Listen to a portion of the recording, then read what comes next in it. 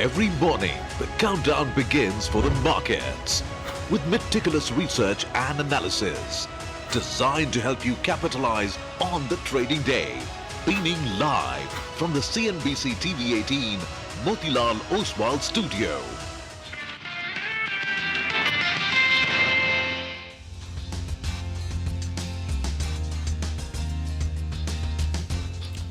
Good morning. You're with us here on a fresh new edition of Bazaar Morning Call. We are coming to you live from the CNBC-TV18 Motilal Oswal studios. I'm Prashant with me. My colleagues Rima and Mangalam is with us today. Guys, good morning. Hi, good morning. Yesterday, markets were down. GIFT Nifty suggests another down tick. Yeah. And the problem is crude prices have risen now to levels of nearly $103 per barrel. That's correct. So yesterday while we were down, we were perhaps not out because we held on to important technical support levels. The question is that with the texture of the market having changed in April so far, with all dips being bought, will today be another opportunity or does it change again? Yeah, I mean, $102 a barrel. And I think India perhaps is buying oil at least $20 over 102. So this is, markets, of course, are what they're doing, but this is high, very, very elevated prices, especially in the physical market. I mean, this is paper market that we look at, which is Brent and WTI traded on exchanges, but physical markets have also ramped up and picked up. So let's just take it from the beginning. 102 on Brent. And this is, what we woke up to this morning. And we're about 103, actually, at the bottom of the screen, 103.3. So maybe we are behind some of the action there. And this is the problem for India, right? And this is, perhaps the numbers are a little wider now, but relative to the first 11 months of FY26, right? The Indian crude basket, the cost of Indian basket of crude is $47 more expensive. That is, these are estimates from Kotak Institutional Equities. And then in the first half of April, for which data is there, the number is $53 or so higher compared to earlier, the prior comparable period.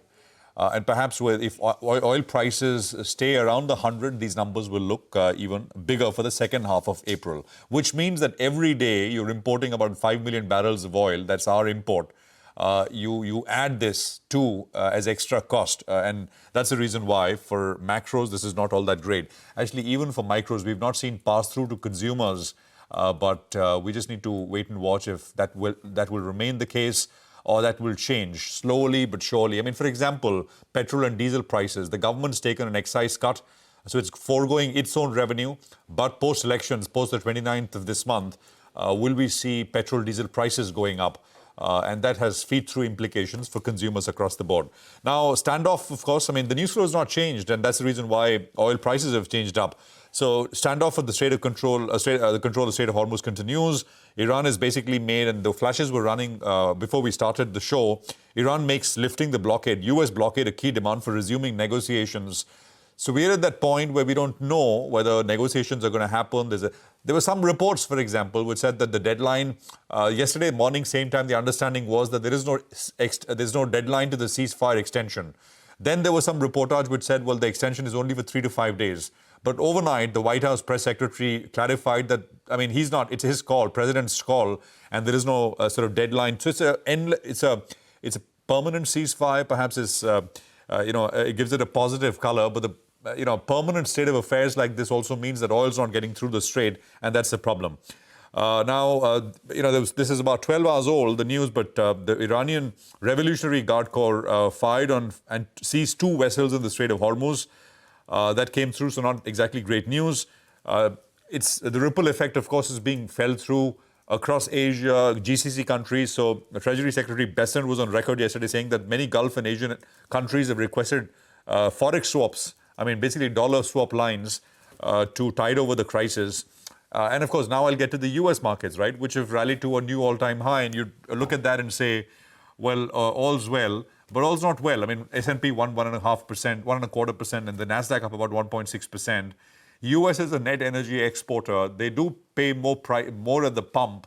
And that has got an indirect impact through, consumer backlash and, rate opinion polls about the president and the administration, et cetera, But at a macro level, this is not going to impact the US much. It's in a much more stronger place as compared to countries like in Asia and Europe, et cetera.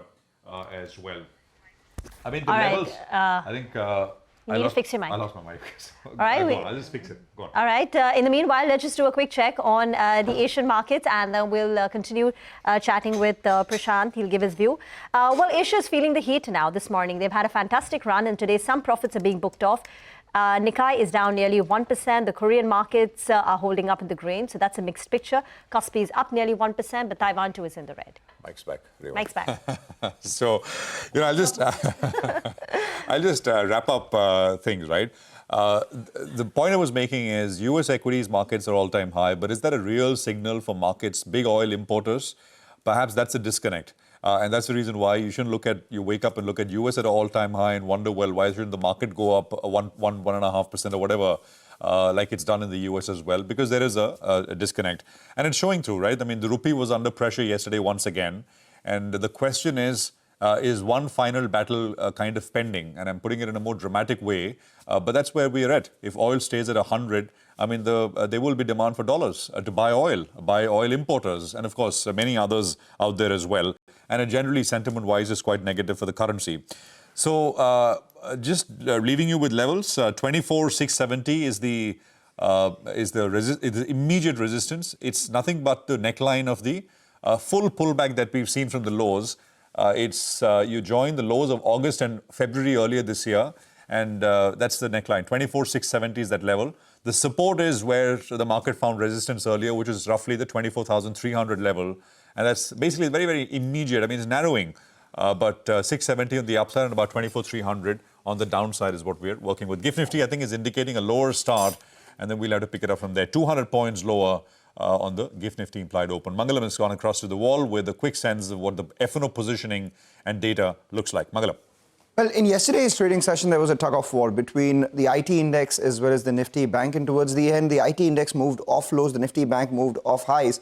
And eventually, both of them took the Nifty lower by about 200 points. It was the FMCG index, which was playing a good cameo and supporting the bulls out there, supported by good results. And that's something that we will monitor as we go along in the results season, because numbers so far from the consumer space have been much above street expectations. The important part, however, some of the internals of the market were fairly strong. On the one hand, we had the advance decline, which was firmly in favor of advances. So you had the broader markets doing extremely well, and this distance was maintained through the course of the day, if not having increased as we progress along close. The second part, the Nifty day's low was very close to the 50-day moving average. In fact, just above the 50-day moving average. So that was some important technical support. Similar was the case for the Nifty Bank as well. You know, the lows of the Nifty Bank were close to the 50-day moving average, though it did not cross and close above that 200-day moving average. So that's something that we will have to monitor. But now with the GIFT Nifty indicating a 200-point downtick, the question is whether the texture of the market has changed or not, largely because the recovery was led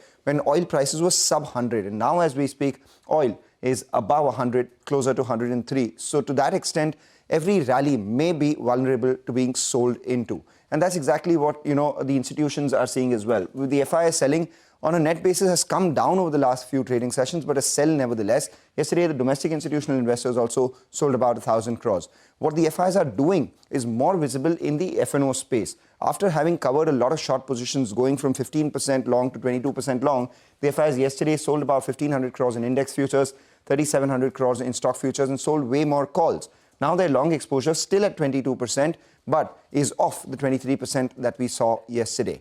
If you look at the options data as well, the active options, 24,400 call, 24,500 call, 24,400 put, 24,300 put. For all these premiums, what does all of this actually mean in terms of numbers for the market? Well, the street is positioned for resistance on the Nifty between 24,600 to 24,650 and support coming in at 24,100 and 24,150. And that's the important mark right now, because the GIFT Nifty opens 200 points lower right into the support zone. Whether that gets bought into or not is the important question that we'll get an answer to today. Thank you very much for that. Let's get to the equity calls then. It's HSBC Herald Van Delin, who says they downgrade India to an underweight from neutral. He says, given India's reliance on imported energy and the potential knock-on effects on inflation and domestic demand, they are concerned about the durability of the ongoing earnings recovery. He expects consensus forecasts to be revised down in the coming months from current expectations of 16% for 2026. He adds, while valuations have corrected materially from their peak, they will appear elevated as earnings downgrades feed through. He says India looks less attractive than its Northeast Asian peers in the current macro environment. William Lee, Chief Economist and Managing Director at Global Economic Advisors, is now joining in on the show. Thank you very much for joining in. William, US markets may have moved on, but the war continues to simmer on, and now crude prices are feeling the heat, $103 per barrel, and that's hurting markets like India. What's your assessment? A lot of people were hopeful that perhaps, if not March end, then the expectation was that by April end, we'll see an end to the war. But the resolution is not still in sight. The real question for Asia and India in particular is when will traffic resume in the Strait of Hormuz, or when will the alternative supplies start to kick online? And that will take a while. And unfortunately, the price pressures that you're feeling right now, the rationing that's going on, the shortages of propane gas, these are things that, unfortunately, India is going to have to live with, and Asia in general is going to have to live with, because the strait is so critical as a supply line. Now, the U.S. markets, as you said, have moved on and have really focused on earnings more so than the conflict itself, because the United States is fortunate enough to be relatively energy independent of the Strait of Hormuz. But it's not independent of a lot of the traffic that goes through there. Fertilizer costs and as I've mentioned on the show before, helium, which is a critical component for the production of advanced semiconductor chips. Those are the things that will be affecting the United States, but not for quite a while. And unfortunately, the distribution of pain is one where India is at the brunt of it. Yeah, it's a strange situation, right, William? Morning. So, this morning there's a headline that even that helium point, and you've been making the point earlier as well on semiconductors, etc. TSMC has put out a statement that they are not going to buy the latest equipment from ASML to make advanced chips to cut back on costs. So there are lots of second or third order implications. It's going to sort of ripple through in that sense. In the US, though, William, it's also about AI and that same kind of earlier story, right? Which is propelling indices to new highs. So there is that.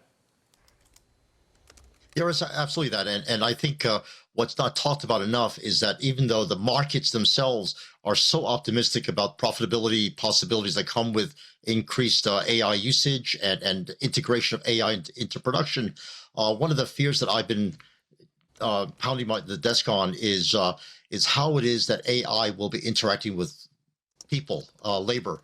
If it's going to enhance people's skills and make them more productive and increase their wages, fantastic. But my fear is that it'll be labor substituting and replace a lot of labor without and enhance the owners of capital and increase profits, which is what the markets seem to be concerned with. But that will be a source of social unrest and social tension, and that will be showing up in the polls not too long from now. So as much as the markets are very happy about the increased prospects for future profits, I think what they're ignoring are a lot of social consequences that have yet to be worked out. And as I've said before on the show, it's up to the onus of the designers of AI and how it's integrated into production. If it enhances labor, fantastic. That's exactly what we want to do. But if it's designed to replace labor, then I think we'll have the kind of class warfare that we've learned about in our college freshman classes when we started reading Marx. Right. Amidst all of this, the question then is, what do you do, right? For portfolios looking at emerging markets, obviously overnight, the US did extremely well. The indices are near record high. So, what should one's asset allocation be between developed markets, emerging markets, and in emerging markets, India, which is impacted by higher oil prices and doesn't even have an AI play? I think one of the things that is really critical for asset allocation and capital allocation is where it is that you believe future profits are going to be, because that, after all, is your objective, is to maximize the returns on your investments. And for me, I've always been a developed market chauvinist. I've always felt that capital will always flow to where it's most productive, and so far it's been in the advanced economies. As much as people talk about diversifying into emerging markets and are overwhelmed by the kind of growth rates that we've seen in some emerging markets, the kind of risks that you take, especially now that we see the energy supply risks for investing in many of the Asian countries that were so popular just not so long ago, those are really coming into sharp focus. And it brings us back to, where do you want to put your capital where it'll be safest and earn its highest rate of return? I hate to say it, but it's the United States. No, you're right. William, we'll leave it there. Thank you very much for joining us. Good conversation. Appreciate your time here on CNBC-TV18. And we've got earnings season here, and we're going to go and track some of the numbers which came through post-market hours yesterday. But before that, let me just take you through what's lined up here in terms of interactions. So we'll have, the one space which is going, I mean, these stocks are going gangbusters is the power space, right? Utilities especially. Nikhil Nigani of Bernstein initiated coverage on that space about a month ago. And I don't think he would have imagined that stocks would do what they've done in such a short time span. They've surpassed his earnings target. So we'll ask Nikhil what he's doing now and what's the picture for power companies and utilities from here. 9 o'clock, Abneesh Roy of Novama will come in. And we focus on some of the key retail FMCG earnings which have come through. 9:20, Kenneth Andrade of Old Bridge Asset Management is our market master of the day. Following that, we'll be speaking with Kodak Equities is Aditya Mongia in the capital goods space. 10 o'clock, Tech Mahindra's management on the back of their fourth quarter earnings. And towards the end of the program, Lata in conversation with Ram Singh, external member of the MPC, about the message from the minutes of the meeting which came through yesterday evening.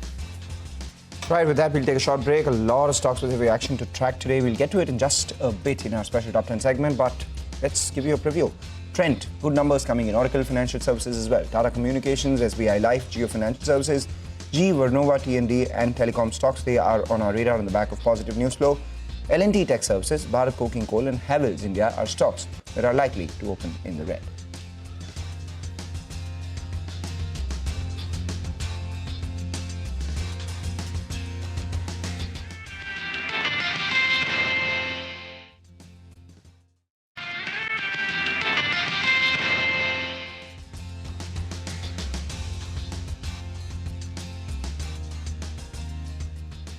Welcome back. Let's talk stocks. Our research team is standing by with CNBC-TV18's list of top stocks for the day.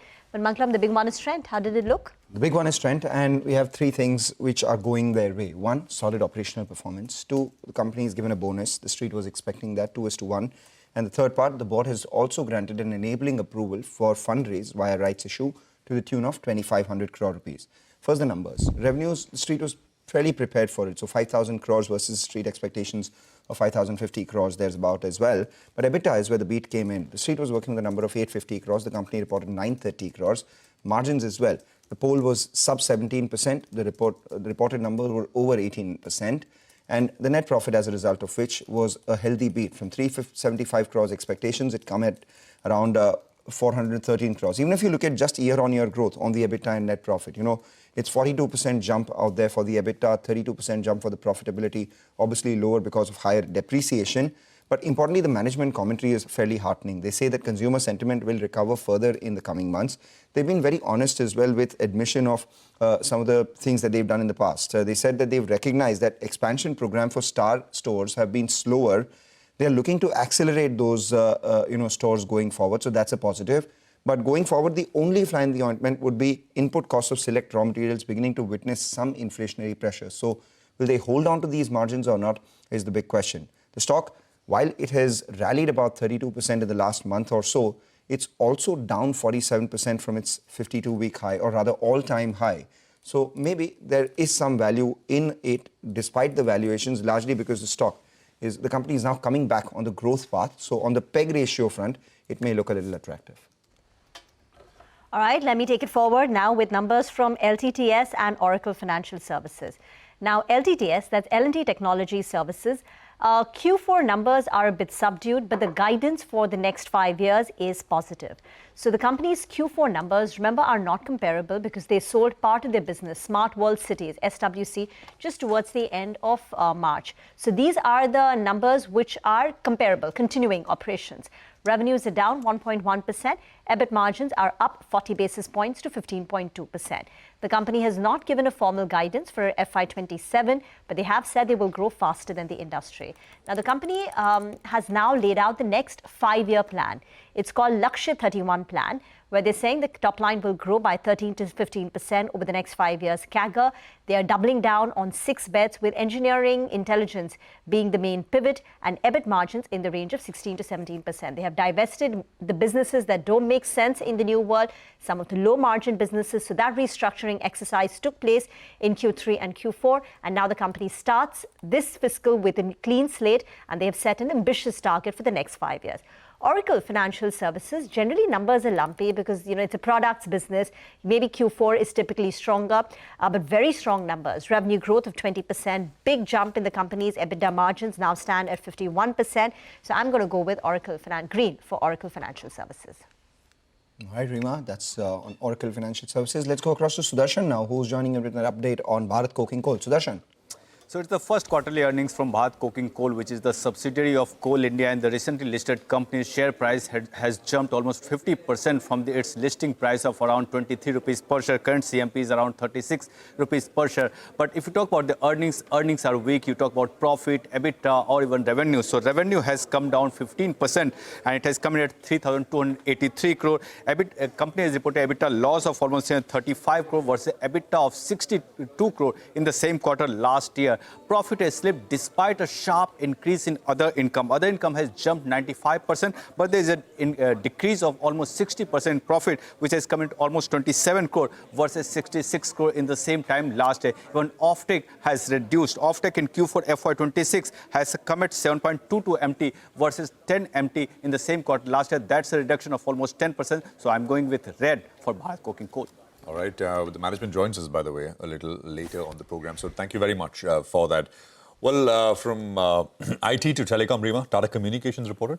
A beat on the top line, which is why we're going to go with green. The company's top line went up by nearly 10% on a year-on-year basis and 6% on a quarter-on-quarter basis. This is ahead of expectations of both CLSA and IFL. The data revenues is growing faster, now nearly 12% on a year-on-year basis. Margins are stable. The reported numbers are showing you a decline of 28% because in the prior quarter, Q3, the company had a big jump in the other income on account of an IT refund and the gain on sale of an investment. So IFL says it's a strong finish to FY26. They raised the EBITDA estimates by 2 to 3%, so an upgrade there. And CLSA has an outperform call. 22.80 is their target price. The key takeaway is that there is a revenue beat and the street seems to like it. All right, moving on now to Havells. Came out with numbers yesterday, but there was a conference call, a lot of brokerage notes that Upasana has gone through. She joins in with the analysis there. Well, overall, the management has given a cautious outlook. It has indicated that the sharp RM inflation has been taking place across the categories. And coming to the summer demand outlook, the management says that the summer has started off on a good note, but the demand is yet to pick up, is something that even we'll be watching out today. Now, calibrated price hikes company has taken across fans, RACs and other categories, and they have indicated the requirement of nearly about 5 to 20% of the price hike depending on the category. Now, coming to gas availability and the supply chain issue, in which the company has commented that the gas availability remains an issue on the production side, and the company said that it is navigating through the various supply disruptions. Now, it was a weak quarter and a year for the company due to BEE transition, remember, and the channel stocking in third quarter and delayed summer has taken place, and the fans saw a value degrowth. AC and cooler also declined on a FY26 basis. And now finally coming to cables and wire, which was one of the key growth driver this quarter. Cable and wire volume growth, the management has said, is coming at around 6%, though the domestic wires decline, but the cables continue to grow and saw a good growth there. All right. Thanks a lot for that, Upasana. Let's go across to Vinny, who joins in on the updates coming in from GE Vernova. Vinny. Hi, morning. So GE Vernova, the global parent company, reported its numbers. When you look at it for Q1 calendar year 26, good numbers. They raised the guidance across all their segments. So for India, it's a positive read-through. GE Vernova T&D India, which is the listed company. Here, we'll compare it with the electrification segment because that's where we have more relation that comes in on GE Vernova, the global parent front. Now, electrification business for the global parent company is 108% growth YOY in terms of the order inflows, which came in at around $7.1 billion. The EBITDA margins saw good expansion as well. Backlog also grew by 70%. Primarily, it was that HVDC segment, switch gears, transformer orders, those also came in. Now, they've raised the guidance for across segments. Electrification specifically, they've given around a $14 to $14.5 billion revenue target for calendar year 26 versus around a $13.5 to $14 billion target, which they had previously. Around a 18 to 20% EBITDA margin is what they're expecting. Earlier, it was 17 to 19%. Positive read-through for GE Vernova T&D India because a lot of related party transactions that take place between the global as well as the Indian company, and that electrification side for the global company is important to compare with the Indian company. Thank you very much for that. Now, the TRAI has released, that's the Telecom Regulatory Authority of India. Now, every month they release the subscriber numbers for both wireline, which is your Wi-Fi broadband, and wireless. Now, we track the mobile wireless subscriber numbers, and these are the numbers. On the whole, there has been an increase in the addition. But if you look at a breakdown, for Reliance Jio, it's an increase. They've added about 3.2 million versus 1.62 million in the prior month. So there is an increase there. Bharti Airtel too has seen a pickup, now over 5 million. But I think the number that stands out is Vodafone Idea. Remember, Vodafone Idea was hemorrhaging subscribers for a very long time. And it's only in the last 2 months that we've seen a pickup, some increase in the subscriber numbers. In January, they lost, but in February, they added 21,000. And this is further increased to 1 lakh subscribers in the month of March. We'll have to see whether this trend sustains because the company has been making investments in 5G. They have a capex plan outlined. Maybe it's showing results, but this is for the last 2 months, these are positive signals, and we'll have to wait to see whether this can gain traction and is sustainable. But I think it's good for Jio and Bharti Airtel, more of the same, steady, strong. But for Vodafone Idea, there seems to be some signaling of a turnaround. Take that point, Reema. Thanks a lot for that. Let's go across to Yash now. Updates coming in from the insurance space, SBI Life numbers and Jio Financial, the update. Well, perfect. Let's start with SBI Life. So expect the stock to be in green today. The numbers, if you compare it to what the street was anticipating and CNBC-TV18 poll, they're largely in line. And the growth which was anticipated on a year-on-year basis, that has come through. As far as the new business premium is concerned, that saw a growth of about 20%, total AP about 5.5%, retail AP with a growth of about 7%. VNB, that contracted by about 1.8%, and margins, they came down at about 28.4% versus 30.5%. Importantly, the margin factor, which was most important to look at, that is bang in line with CNBC-TV18 poll. The reason why I expect the stock to be in green is because the management has come out with a very bullish commentary for FY27, the only company to give a firm commentary as far as the numbers for the next financial year are concerned. On Jio Financial Services, in order to formalize what it had announced a year ago, the JV, the General Insurance JV with Allianz has been announced. Of course, the operations will commence once it receives all regulatory approvals. But the announcement has been made. Also, separately, the company is informed that they are also working towards a binding agreement between Jio Finance and Allianz for the life insurance JV. So all three verticals which are anticipated, reinsurance commenced its operations last month, general insurance announced, life insurance to be announced, all three coming together, and the company informing it to the exchanges. Okay, all right. Thanks very much for that. So, Yash, we'll talk more about this with our guests in a bit from now. Just to recap, right, stuff with positive news flow this morning. Trent, of course, which has had a phenomenal April so far. Oracle Financial Services, L&T Technology Services, Tata Communications, SBI Life, Jio Financial Services, GE Vernova T&D, and of course, telecom names out there as well. Stocks with negative news flow are Bharat Coking Coal and Havells India. Havells, of course, so that up move, so perhaps some of that reverses as we start this morning. Commodities in focus, and Manisha is joining in. Manisha, what's on your mind? Well, the crude oil prices for sure, Prashant, because we are back above 102 onto this one. So it has been a 3% of gain overnight, 0.5% higher right now. And not just the crude oil prices. You have gasoline, which has gained up by 6%. That is trading at a 4-year high. The nuclear energy index is hitting 11-week highs in Asian markets right now. All the news coming in from US-Iran, which show little progress, by the way, and US-Iran both seizing vessels at Strait of Hormuz is keeping the crude oil prices on the higher side. Add to that the fact that the US inventories have declined as well. So gasoline and distillate stocks have declined way more than what the markets were anticipating. But it's not just the energy. Metals have been doing well also. Copper has rebounded on China buying. Aluminum is trading at a 4-year high. Zinc prices have surged more than a percentage point. That one is trading at an 11-week highs as well. So base metal prices, energy, all of that doing quite positive in Asia. Thank you very much for that. We will get into a break. On the other side, we'll connect with Bernstein's Nikhil Nigania to discuss the power sector and where we're headed.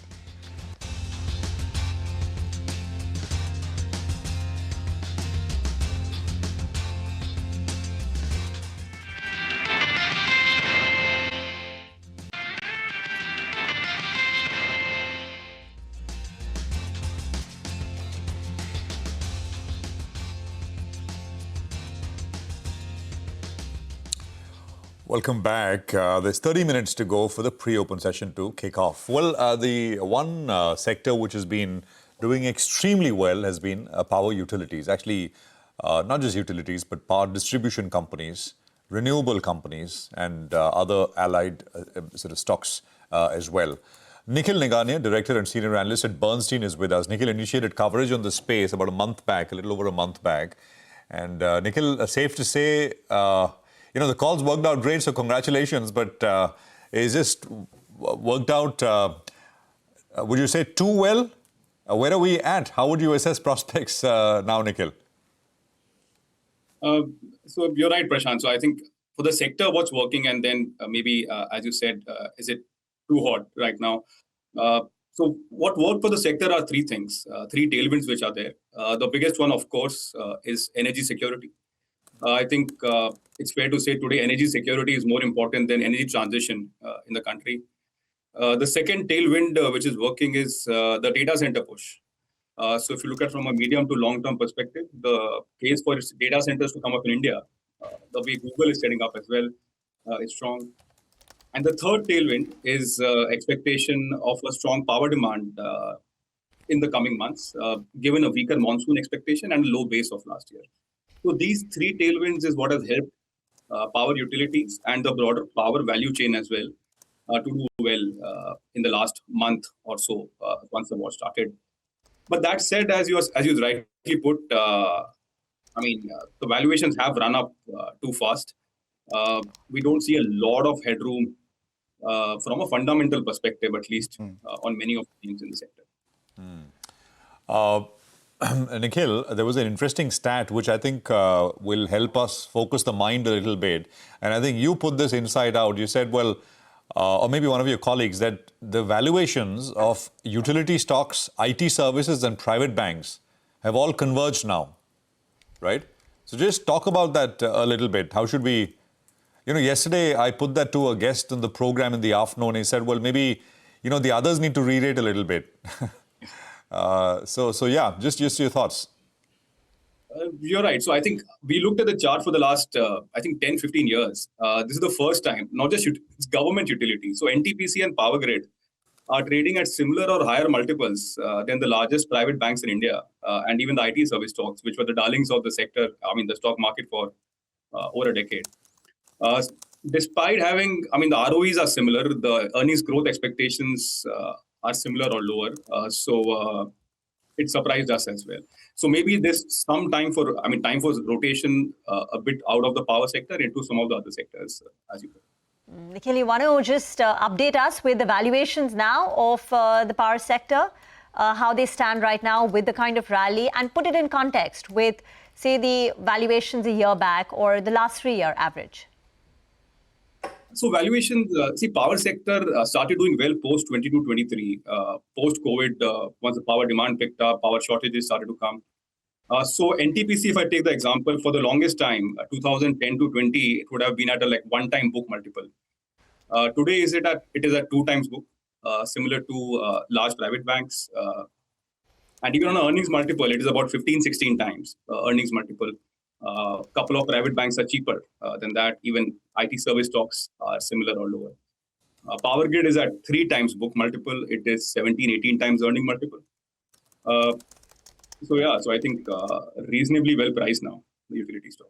Okay, so NTPC at 2 times price to book versus a long-term average of one time between 2010 and 2030, and Power Grid is 3 times. What would it be in, say, in the dull phase of 2010 to 2020? Power Grid should have been around 2x. I don't remember the exact multiple, but between 2010 to 20, it should have been around 2x. So it's re-rated quite a bit as well. Where do you stand on the renewable space? If you look at, solar, it seems like a lot of the capacity addition has been done and a lot of the conversation around it also has taken place. Do you believe there's some further headroom for renewable plays, solar, wind, etc.? So our thesis has actually been prefer energy security or energy transition. So we have loved everything beyond renewable. We think the role of coal, nuclear, transmission is understated. So that's been our preference. But that said, what we are seeing in the sector right now is anything and everything is being picked up, right? I mean, people are chasing whatever has not rallied, whether it's renewable, whether it's thermal or equipment supplier or raw material supplier, everything is re-rating. Our view on renewable remains the same. We think it's definitely very important for the country. But even if you look at government forecast, they are expecting some moderation in solar capacity additions in India in the coming years. We added a lot of solar capacity last year, second or third highest in the world. So some moderation is expected there. And even on the supplier side, I mean, near-term earnings should be good for solar manufacturing companies, but eventually we are seeing a lot of supply come in on the solar manufacturing. You've been kind of cautious on that space for a while, in that sense, Nikhil. So,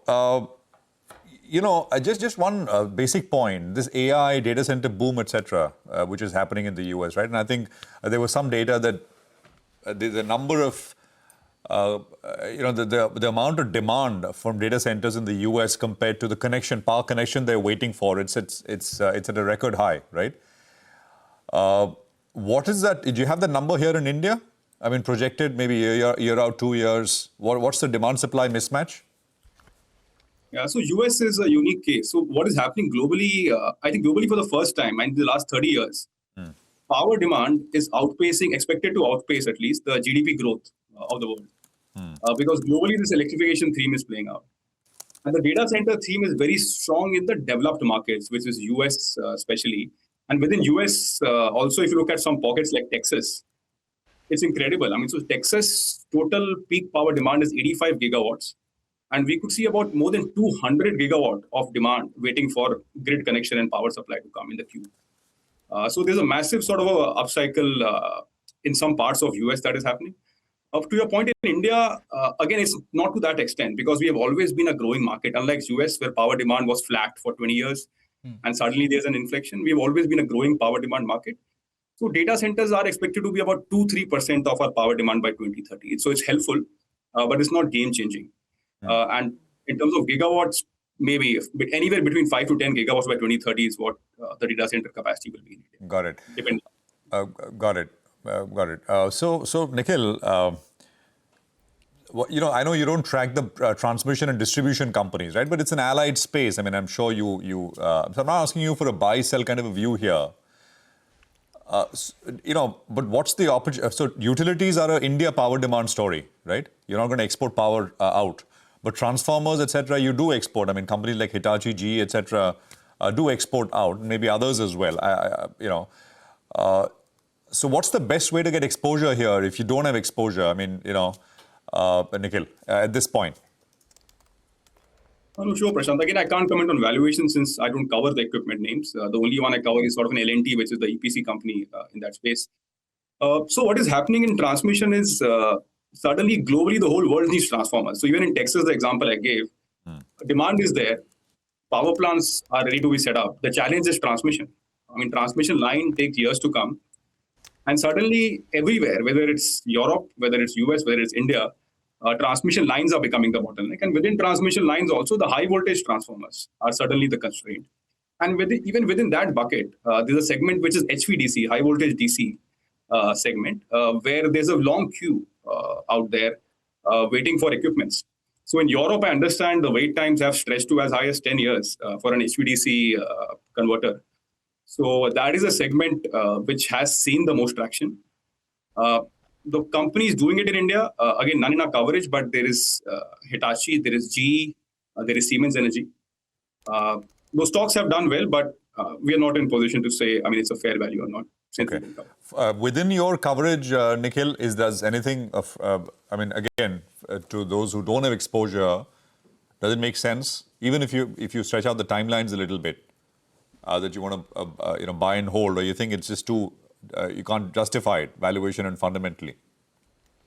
Most stocks on the utility side, at least, are close or even higher than our target prices. A couple of stocks where I see some headroom, maybe NTPC, but again, I'm not sure. One should wait for some correction to enter. And second is power finances. So I think REC is one name which hasn't done well, still relatively cheap. It has its own challenges. So I'm not confident on the quarter numbers given their forex exposure. They have a lot of dollar-euro loans. But that's one stock which is still cheap in the sector. Okay. Nikhil, just before we let you go, your word, your update on IEX. Now, market coupling seems to be a matter of when and not if. It's open for feedback till 16th of May, but it looks like pretty much a done deal. What is your opinion? No, for IEX, the challenge has always been regulation. I mean, the company is good. Power markets will only have a bigger role to play going forward. The challenge has been regulation. One is market coupling. Second is transaction fee. Market coupling is talked about a lot. Now, I think the draft regulation which has come out, if it's implemented in the same form, it diminishes the role of exchanges quite a bit. And hence, the liquidity advantage which IEX has goes away. But I think the implementation will take at least a year and a half, in my view, for market coupling to come, looking at the steps laid out in the draft regulation. The second concern I have, which I think is less stated, is transaction fees, right? I mean, IEX transaction fees is 4 paisa per unit. So it's selling power on an average at 4 rupees. So it's 1%, which is extremely high for any exchange of any kind in the world. That I think is can come down. Yeah. Got it. In renewables, it's a clear avoid, right, across the board. I mean, I think we already asked you that. You've been cautious, but nothing. Just to close that loop. Yeah, the couple of names where we were positive are the larger integrated ones, right? I mean, we think renewables you could play via Tata Power or JSW Energy. Again, they've also done well in the last month. But if one has to choose, our preference would be to play one integrated player, right? For example, Tata Power, they are also the biggest solar cell manufacturer in India. They make more solar cells than some of the individual, standalone listed companies in solar cells. So we'd rather play via that than via pure vanilla renewable company. Nikhil, just a really broader question. In response to the shock that we've seen, right, which is the supply shock, oil, are you expecting in your conversations with, people, is there any expectation of any change in policy to kind of shield the economy from a bigger move towards coal and things like that? I mean, we know a shortage of coal, but of course we import most of the oil. So is there anything, or you think there's no real policy shift or anything which is needed, but perhaps more focus, encouragement in those areas? No, I think a policy shift or at least impetus is needed. I think we have focused on energy transition a lot the last decade and a half. I think, as I said, now energy security needs to take precedence over that. Not to say energy transition is not important, but energy security is much more important now. I think the push is needed in nuclear, which the government is rightly doing. The push is needed on thermal. And related to that, even on coal gasification, possibly going forward, with China and South Africa to a large extent. So we need, beyond just renewables, we need to push the other segments as well. Okay. Got that. It's a fascinating space, and it's a very exciting time for power stock investors and generally, those who track the space as well, with so much happening. Thank you very much, Nikhil. Good that you came on, and a great chat. So Nikhil Negania with perspective on the entire power universe and the powerful move that we've had across stocks here. Well, we'll take a break. Deepan Mehta is going to be with us of Elixir Equities with some fundamental stock conversation. X-Power, we'll talk about the rest of the stuff which has been moving and what to do. Stay tuned.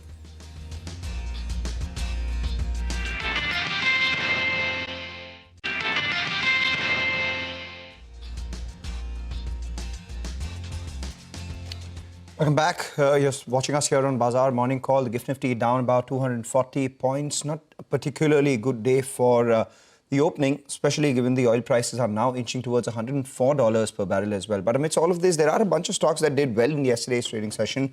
And two of them that stand out are both the battery makers, Amara Raja as well as Exide. Amara Raja was actually up 16%. We saw some traction on Exide as well. Deepan Mehta, who's the Director Elixir Equities, joins us now on the show. Good morning, Deepan. Do you have a view on either Amara Raja or Exide? Yeah, hi, good morning, and thank you for having me on your show. I think Amara Raja, we saw a sharp jump in the stock price because of the announcement that they will become the second factory after Ola Electric for manufacturing of lithium-ion batteries. And that kind of, just improved the sentiment, caused a lot of trading interest as well. And the factory is expected to go on stream pretty much soon, I think, and will scale up in 2-3 years' time or so. So I think that's a good development, and that does diversify Amara Raja's revenue stream, because lead acid battery now seems to be more of a stable, I would say, mature business. But lithium-ion batteries are going to be the future. But the key is execution and also how they will manage changing technologies which are taking place in the battery space. Yeah. Point taken. Deepan, morning, Prashant here. Directionally, you think the mood changed, right? And prices, feed into the mood feeds into prices. But with oil at 103 now, Deepan, once again, and the consequences for a big importer are real. So far, the government shielded consumers by taking the excise cut, etc. But what's your sense, Deepan? Is it going to start to bite a little bit once again? I think that, we are in a bit of an anomaly over here, where the fundamentals clearly are deteriorating with every passing day, with oil prices going up, rupee, the rates depreciated.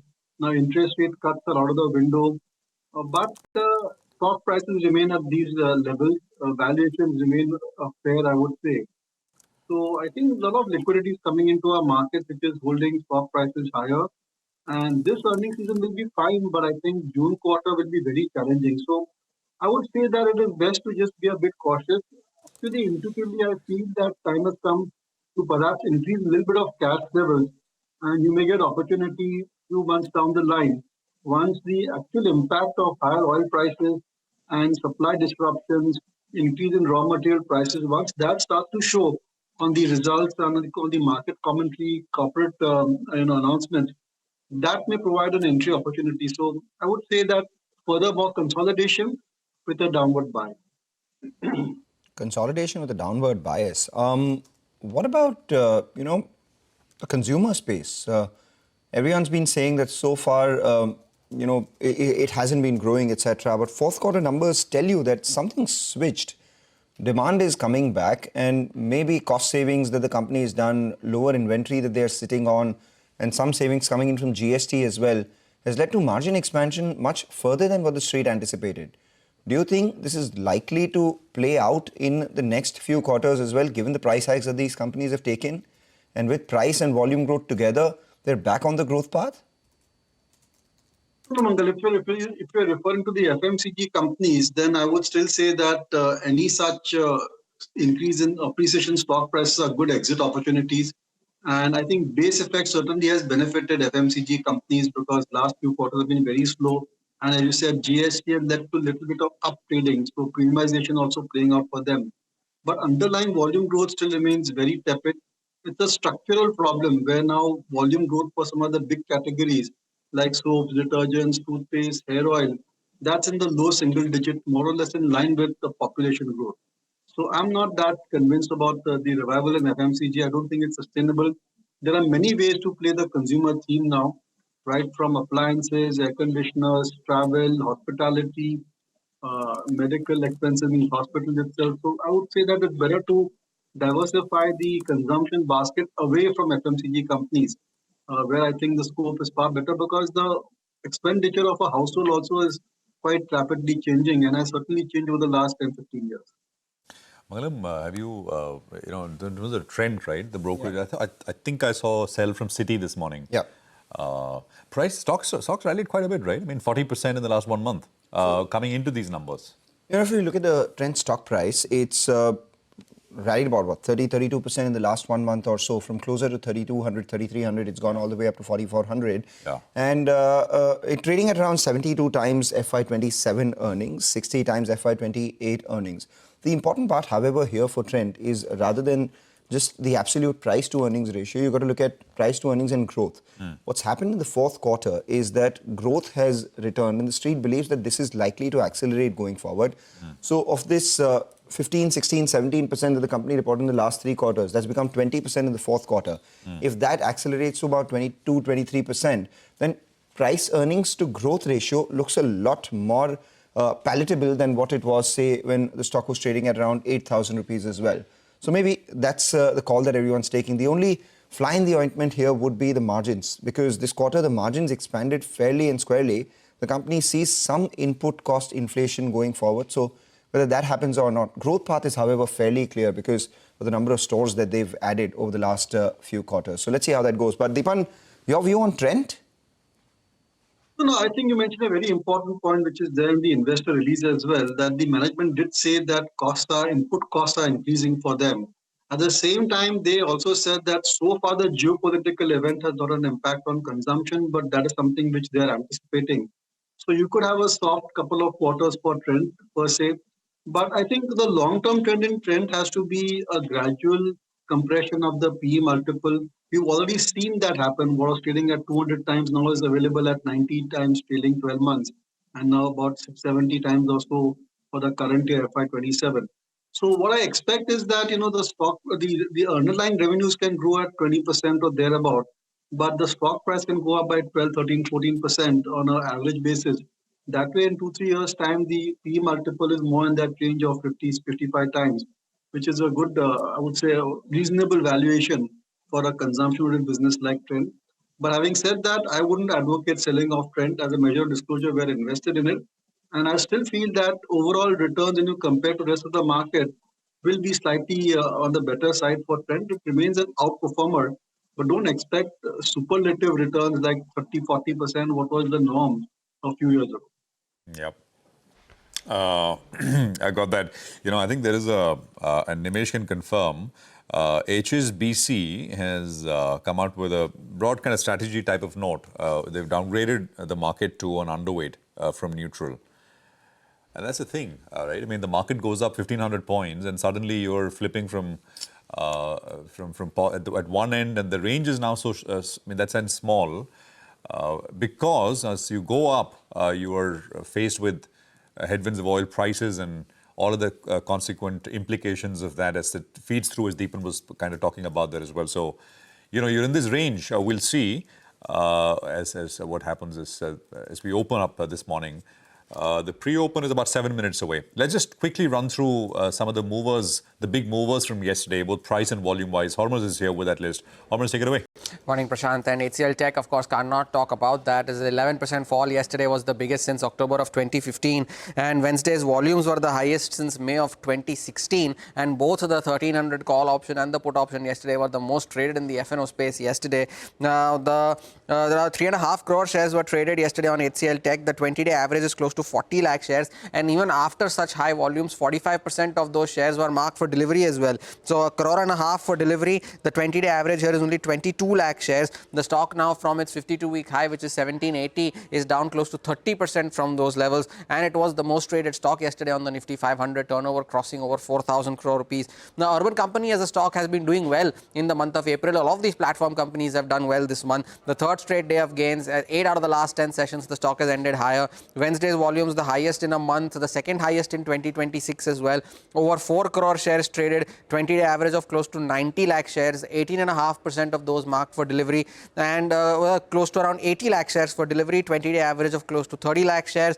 And from its March 4th low, which was 100 rupees, which is below its issue price, the stock is up close to 50% from those levels. So the one stock, the one segment that has been doing well over the last couple of days has been FMCG after Nestle's results, and HUL is not far behind. The stock now over the last 3 days, gained in 3 out of the last 4 days, and on strong volumes as well. You take a look at the volumes, the days on which it has gained, volumes have been substantially higher, and vice versa on the days that it has consolidated. Over the last 4 sessions, the stock is up 10%. Wednesday's volumes were the highest in a year on HUL. 55 lakh shares were traded, 20-day average of 24 lakh shares, 63% of those marked for delivery. The 35 lakh shares for delivery, 14 lakh is the 20-day average, and from its 52-week low of 2,000 rupees that it had slumped to earlier this month, the stock has recovered already 17% from those levels.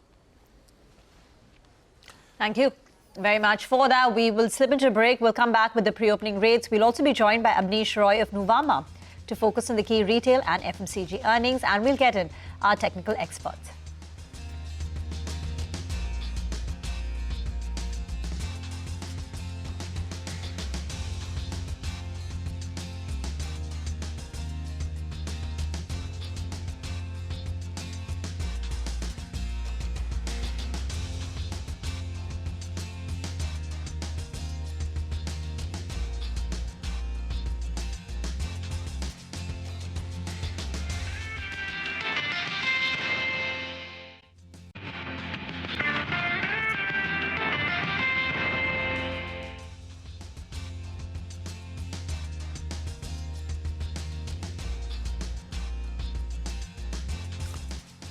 Okay, welcome back. Deepan Mehta is with us. 2 minutes out as far as the pre-open session is concerned. And, we are going to take a bit of a knock this morning, at least at start. But, yesterday as well, we started sharply lower. And then there was a bit of a bid which appeared at the bottom. The market did pull up from the lows, but we'll see if that is the case this morning as well. Or the market just sort of goes one way. Dollar rupee is the other one to track, right? With everything which is happening, there's going to be more demand for dollars, which means pressure on the rupee.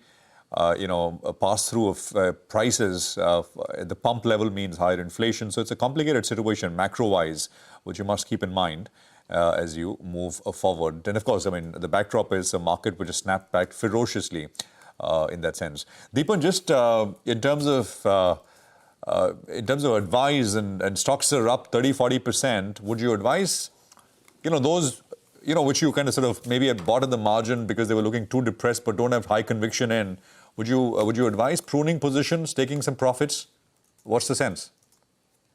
I think, Prashant, best to put fresh purchases on hold. And we have a very good earnings season also underway. And typically there's a lot of stock-specific volatility. So that could provide opportunities. I would just kind of stay put at this point of time and focus on the fundamentals and what stories are emerging from corporate India.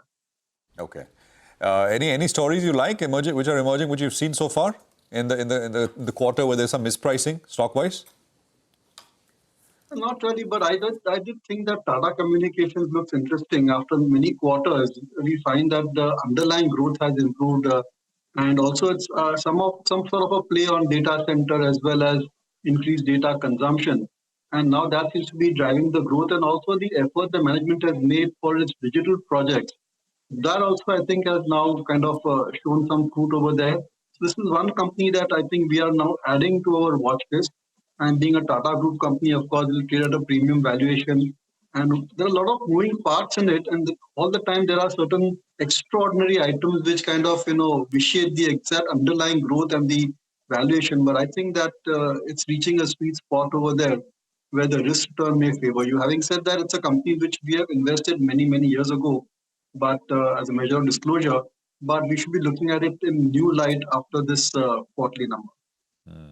Deepan, we did discuss Tata Communications is one, Trent is the other, right? With a bit of rumbling going on in the Tata Group, right?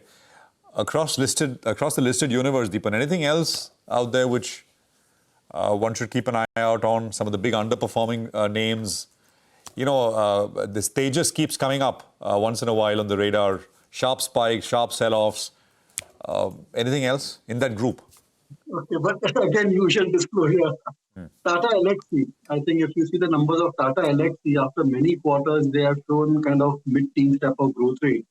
And I think that this entire shift towards electric vehicles, and I believe in Europe, there was 34-35% growth in new registrations for EV. That may revive a fresh R&D projects within the EV space, and Tata Electric is very strong over there, as is KPIT and Tata Communications as well. So that is one company which, of course, been invested for many years in it. But I think after many quarters, I saw that there was a very decent revival. And if you see the corporate communication, the investor release, there are so many parallel projects and technologies they are working on. So I think that amongst the software services companies, this is one of the few companies which may be able to manage AI disruption far better, and is a direct beneficiary of again fresh revival of R&D and new projects in the autonomous as well as EV vehicle ecosystem. Okay, got that. Deepan, thank you very much. Good speaking with you. Appreciate your time, and we will speak again. We got the rupee coming up, right? Let's just have the dollar rupee rate up, and then we will look at the pre-open, which takes a little bit more time to settle. But we are starting at about 90, past the 94 level. 93.80 was the close yesterday, and we are at 94 this morning. So it's about 20 paisa weaker on the currency once again. So let's see how this one sort of holds up as we go through the motions today.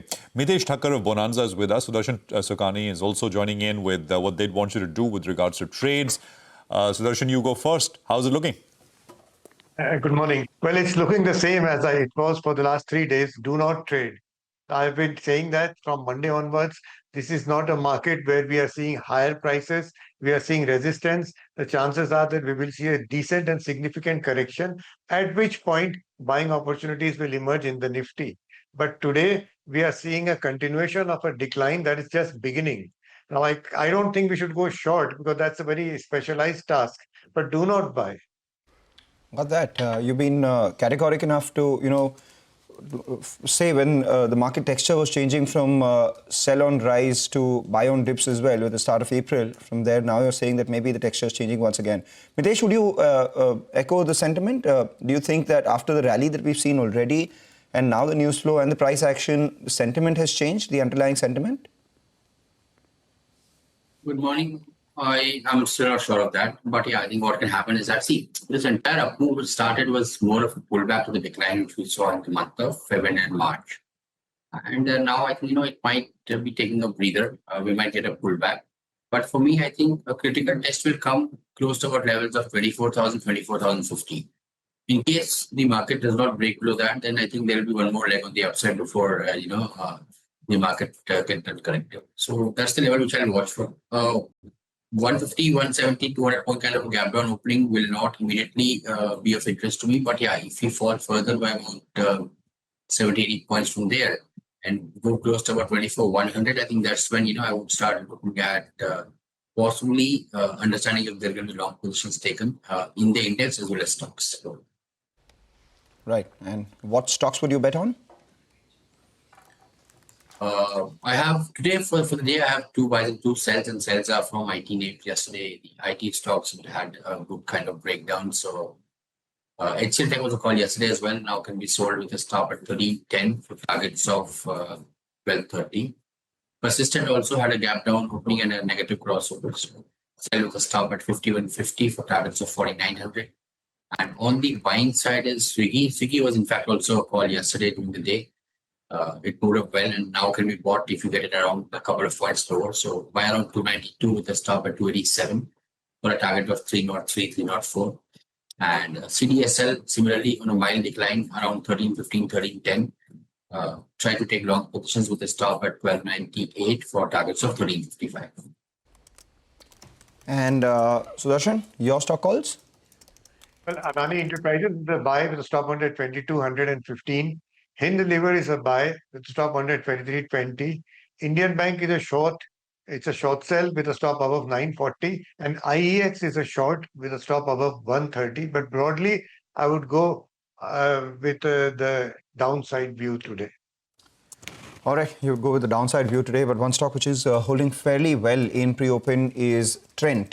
Did well over the last few days and now is holding up with a gain of almost 2%. Good numbers coming in. Alongside that, we had the bonus and the fundraise plan that the company has announced as well. Abneesh Roy, the Executive Director, Nuvama Institutional Equities, joins in now. Abneesh, One, what do you make of the Trent numbers? There was a margin surprise, but at the same time, the management cautioned the street with near-term inflationary pressures as well. So give and take all of that, what is your reading of the number and what the stock is likely to do after the rally that it's seen, but still off its highs?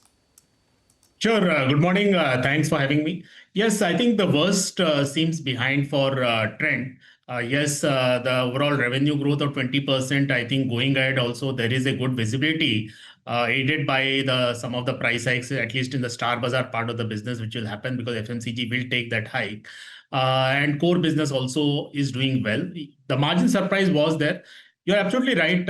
In terms of the discretionary, I think post-election, the petrol price hike will come, and that will put pressure on a lot of the demand side for many consumer categories. I think the discretionary category could see slightly more pressure versus staples in terms of the outlook because of the petrol price hike, which is, I think, imminent post the elections. But if I combine everything, the worst seems behind for the stock, the bonus issue and clearly the rights issue, etc. And plus 20% plus revenue growth is not bad at all. So yes, valuation has come off. That also is supportive. But in the current scenario, we'll prefer Titan, V-Mart, Page, etc. in that space. But Trent also clearly worst is behind. All right. Would you have a call on all the others? We have an update from D-Mart, 19% revenue growth out there. Trent obviously 20%, V-Mart 24.5%, Titan and Kalyan obviously a lot higher because of gold prices. You said you like Titan, you like Page, you like V-Mart. What's your call on D-Mart? Absolutely. D-Mart is a very good compounding story. Now they've gone into big markets like Uttar Pradesh in terms of store expansion, clearly very strong surprise they delivered in March quarter. We were expecting that because generally store expansion picks up in Q4. So definitely the price hike in FMCG is always supportive for D-Mart because they have a big staples business within their stores. So yeah, D-Mart also clearly worst is behind and it is a stock which we definitely like. It is always expensive, but from an overall perspective, between D-Mart and Trent, we'll prefer D-Mart. But Trent also worst is behind. D-Mart clearly is going towards a higher trajectory of growth because of the new markets and FMCG price hikes which will come into its stores also. I'm curious to know the investor sentiment around staples right now because the analyst sentiment seems to be turning a little bit. Everyone's, looking at better prospects ahead. The price has turned as well. But investors were looking away from this space for the last 18 to 24 months, largely because of underperformance, growth-related concerns, and better opportunities for investment as well. But right now, with the market sentiment being what it is, do you think with the kind of conversations that you have with the buy side and the other investors, is the sentiment moving towards staples or people are still looking at discretionary? Very good question, Mangalam. In fact, if you remember last 2-3 quarters, whichever FMCG results used to be next day, people were quite confident that the stock could correct post that. Now I think we have completely come the other way around. So we are seeing that next week also, if you see Hindustan Unilever results, AWL Agri and Varun Beverage results are there. We do see that in most cases, the results will either meet expectation or beat expectation. So yes, we are seeing a recovery in FMCG because of the GST rate cut, because of the overall GST benefit government has given 45,000 crore. So investors are appreciating this. And if you see then other sectors like IT, yesterday we saw HCL Tech down 9-10%. So yes, there is a sector rotation which is clearly helping. So I would expect that this is an under-owned sector and going ahead in Q4 also generally the numbers will be decent by most companies. Summer categories will be weak. So Imami will be weak, United Breweries, can shortage and weak season in Q4 and ITC weak because of the cigarette tax side. So those three will be on the weaker side. But in most of the other companies, the numbers will be better than what we have seen last few quarters. Now coming to the outlook, if you see price hikes are definitely happening across the board. We have seen price hike. Yesterday, Reckitt Benckiser India numbers have come. They are not listed in India, but they are saying that double-digit sales growth in India has happened because of the overall industry doing well. So that's, I think, positive for Hindustan Unilever, Godrej Consumer also. So yes, we are seeing sector rotation in favor of FMCG. Price hikes will happen. Q1 will see margin pressure, but I think investors will see the overall bigger picture of medium term rather than just Q1. But Q1 price hikes will definitely happen across the board of 3 to 4% at least in FMCG. These are, Abnish, hi, morning. These are just, post earnings as you described it, right? How the mood is turned. These are kind of trading moves or you think you can sort of buy and hold them now. I mean, is this, could be meaningful, right? I mean, 5-10%. I'm not scoffing at that, but I'm just saying, is something turning, or these are kind of trading off better than expected results? No, Prashant, you're absolutely right. These days, the overall investment cycles have become very short, and clearly a lot of the activity is also driven by the hedge fund. So yes, we will see quarter to quarter how things shape up. Currently, there is a recovery. The issue is now post-election, because there will be a big petrol and diesel price hike. There is a impact on the consumption which will happen. There are some sectors which are obviously facing a lot of issues because of gas shortage, and there is the IT sector slowdown which is there. So yes, nothing is buy and forget kind of story. Of course, within FMCG, we do see good compounding stories like Nestle, Pidilite. We are quite positive on Asian Paint, and you're right, even in the retail Titan kind of companies, these are buy and forget kind of stories. But many of the other names, you will always see that there is a question mark next quarter if there is a sharp raw material movement, or there is any other geopolitical. For example, Dabur will see big impact, Imami will see big impact in their Middle East business, which is say 6% of the business, right? So yes, take it quarter to quarter, but there are some compounding names which I already highlighted. All right, that's interesting. Abneesh, if you look at the consumer sector, you've always had the top tier names, then you had the mid tier names, and then you had some of the bottom tier names. Oftentimes, they stay in those tiers, but a lot of times there are companies that move from the mid tier, go into the top level as well. Say something like a Marico, which has moved itself from, the same place as what, say, Dabur and Imami were a few years ago to now where, say, HUL is when it comes to multiple and growth as well. Do you see something similar happening for companies that are outperforming for the last few quarters? Say something like a Bajaj Consumer Care. Leadership change happened, and the last 3 quarters have been phenomenal. Do you think there is a valuation re-rating and perhaps the company moving from one tier to the other, which is likely to happen? Yes, we have a buy on Bajaj Consumer. Stock has massively re-rated in the last 6 months. So always profit booking can happen, especially when crude is up in the last 2 days by around 10%. Their main raw material is LLP. They will need a sharp hike at some stage in the near term. So we'll wait for that hike, but we like the overall turnaround which company has done. Next 2 quarters, very high visibility. Overall GST rate cut in hair oil has helped. Sharp price hike in copra, and now copra is correcting. So margins, at least in the coconut oil business, is taken care of.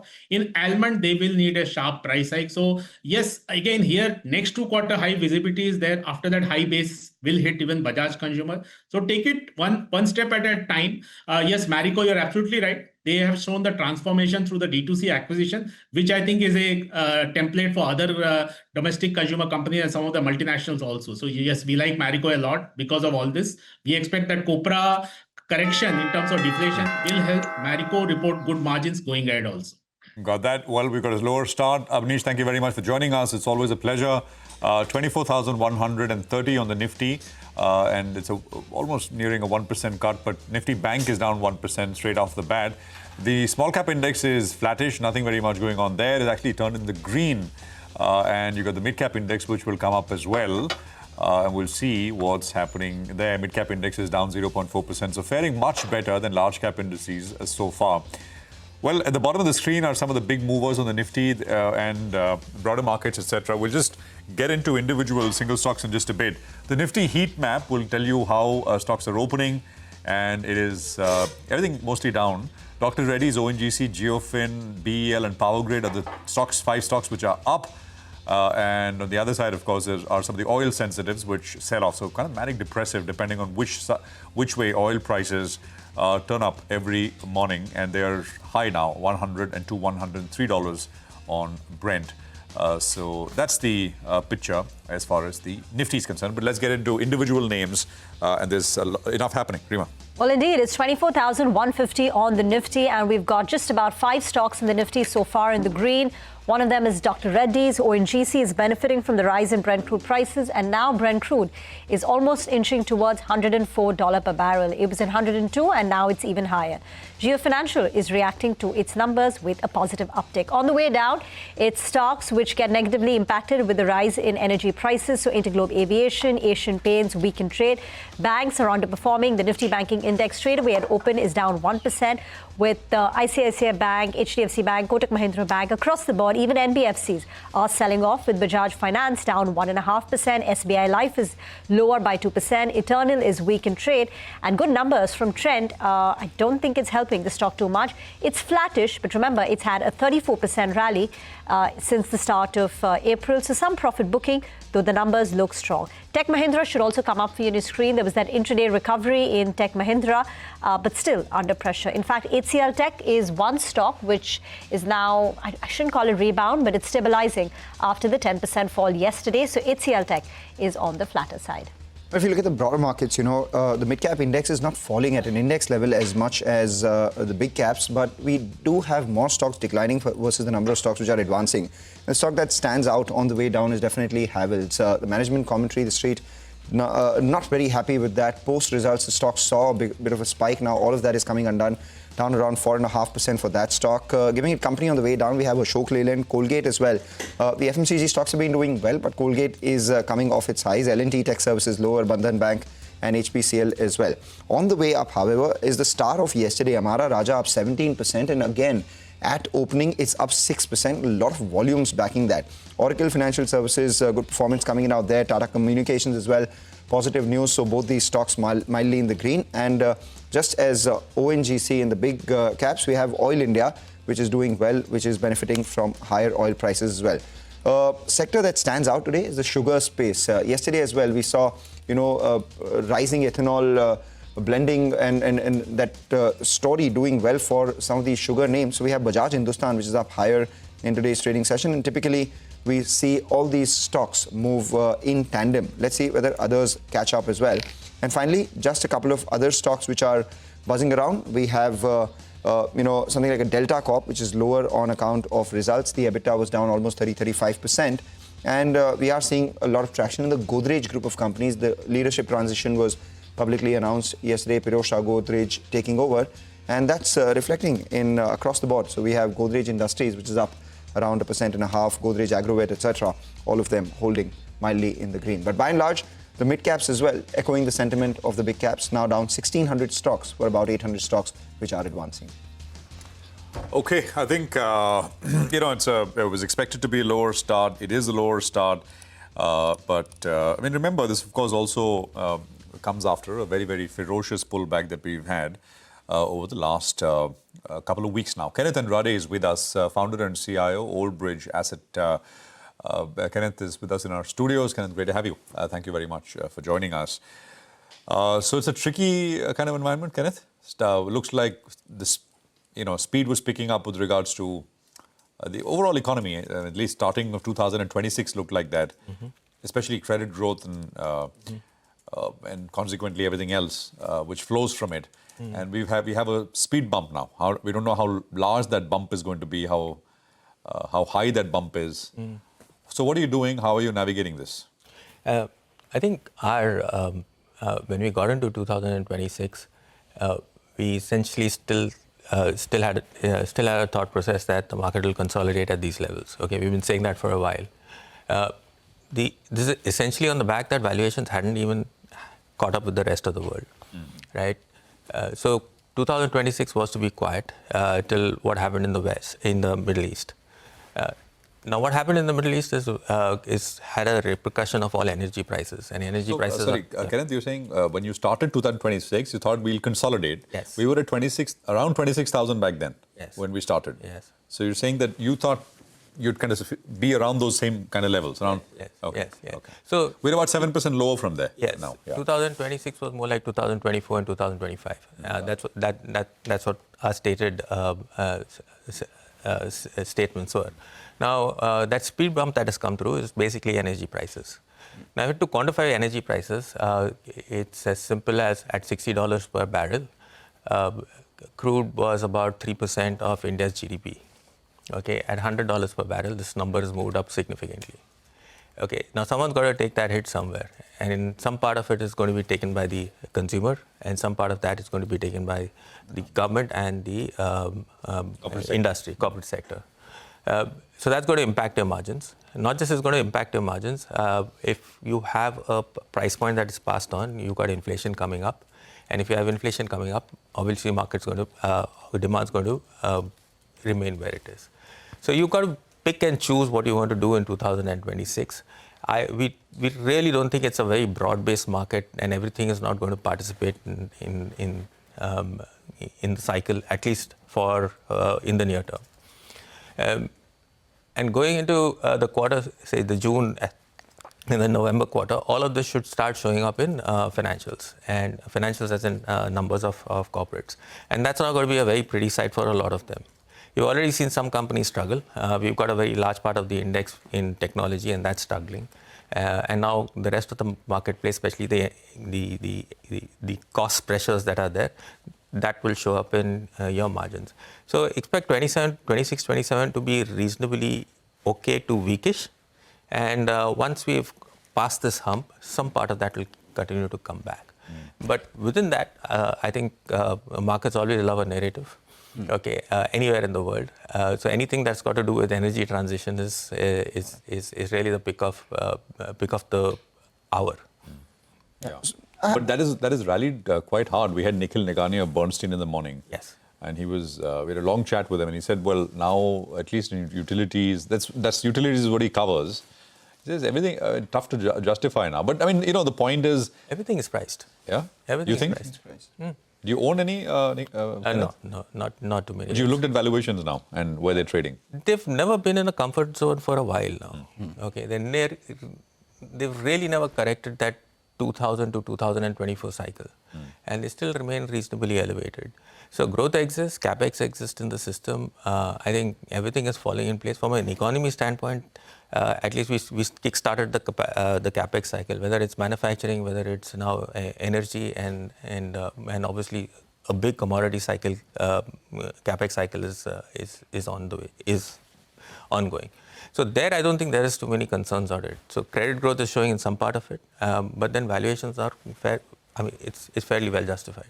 Right. So, I have a two-part question. In a world which is so volatile, cycles are shortening, etc.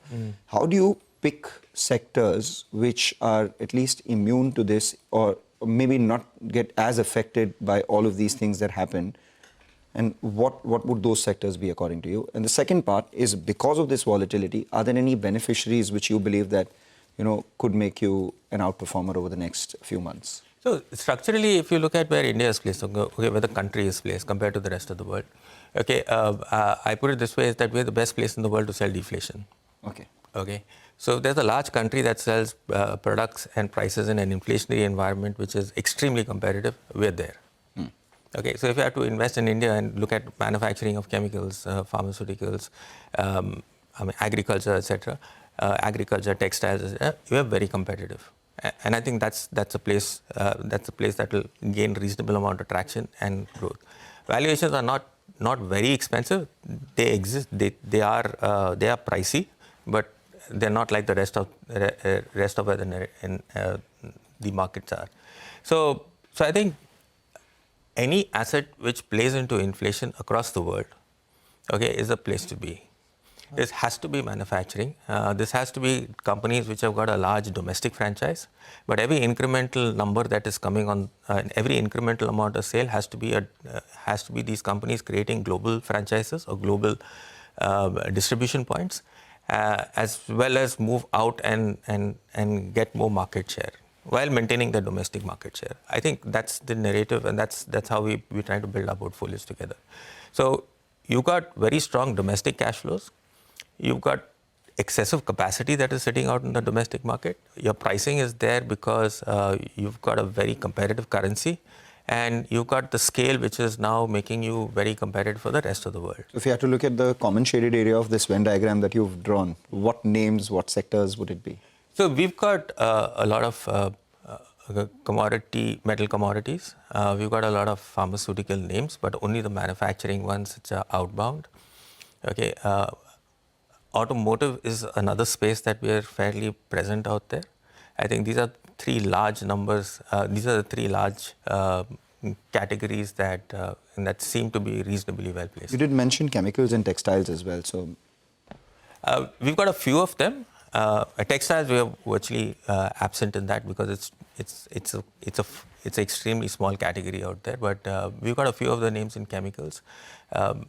And chemicals and pharmaceuticals is an interplay with each other. Chemicals and auto comps is... Automotive as a whole, I mean, two-wheelers, four-wheelers, and now you're getting the CV cycle kicking back in India, and some part of that is also outbound. So these are the two areas, chemicals and autos broadly, right? Chemicals, autos, metals, we are fairly there. Yeah. The other two big categories in the market, banks and IT. What's your view? So we don't have any IT. We've got a zero number on that. And you've not had it for a while? We had it to about last quarter. We are still late in exiting that, but nonetheless, we don't have it in this quarter. And in banks, we've basically got the NBFCs there. I think that's the place that we've got a holding. But there also something very specific that's come up. There have been a lot of banks or financials or companies that have been recapitalized. Okay, and recapitalized at a scale we haven't seen before in India. I think that's where a substantial part of our holding is. So where a lot of FDIs come in. That's right.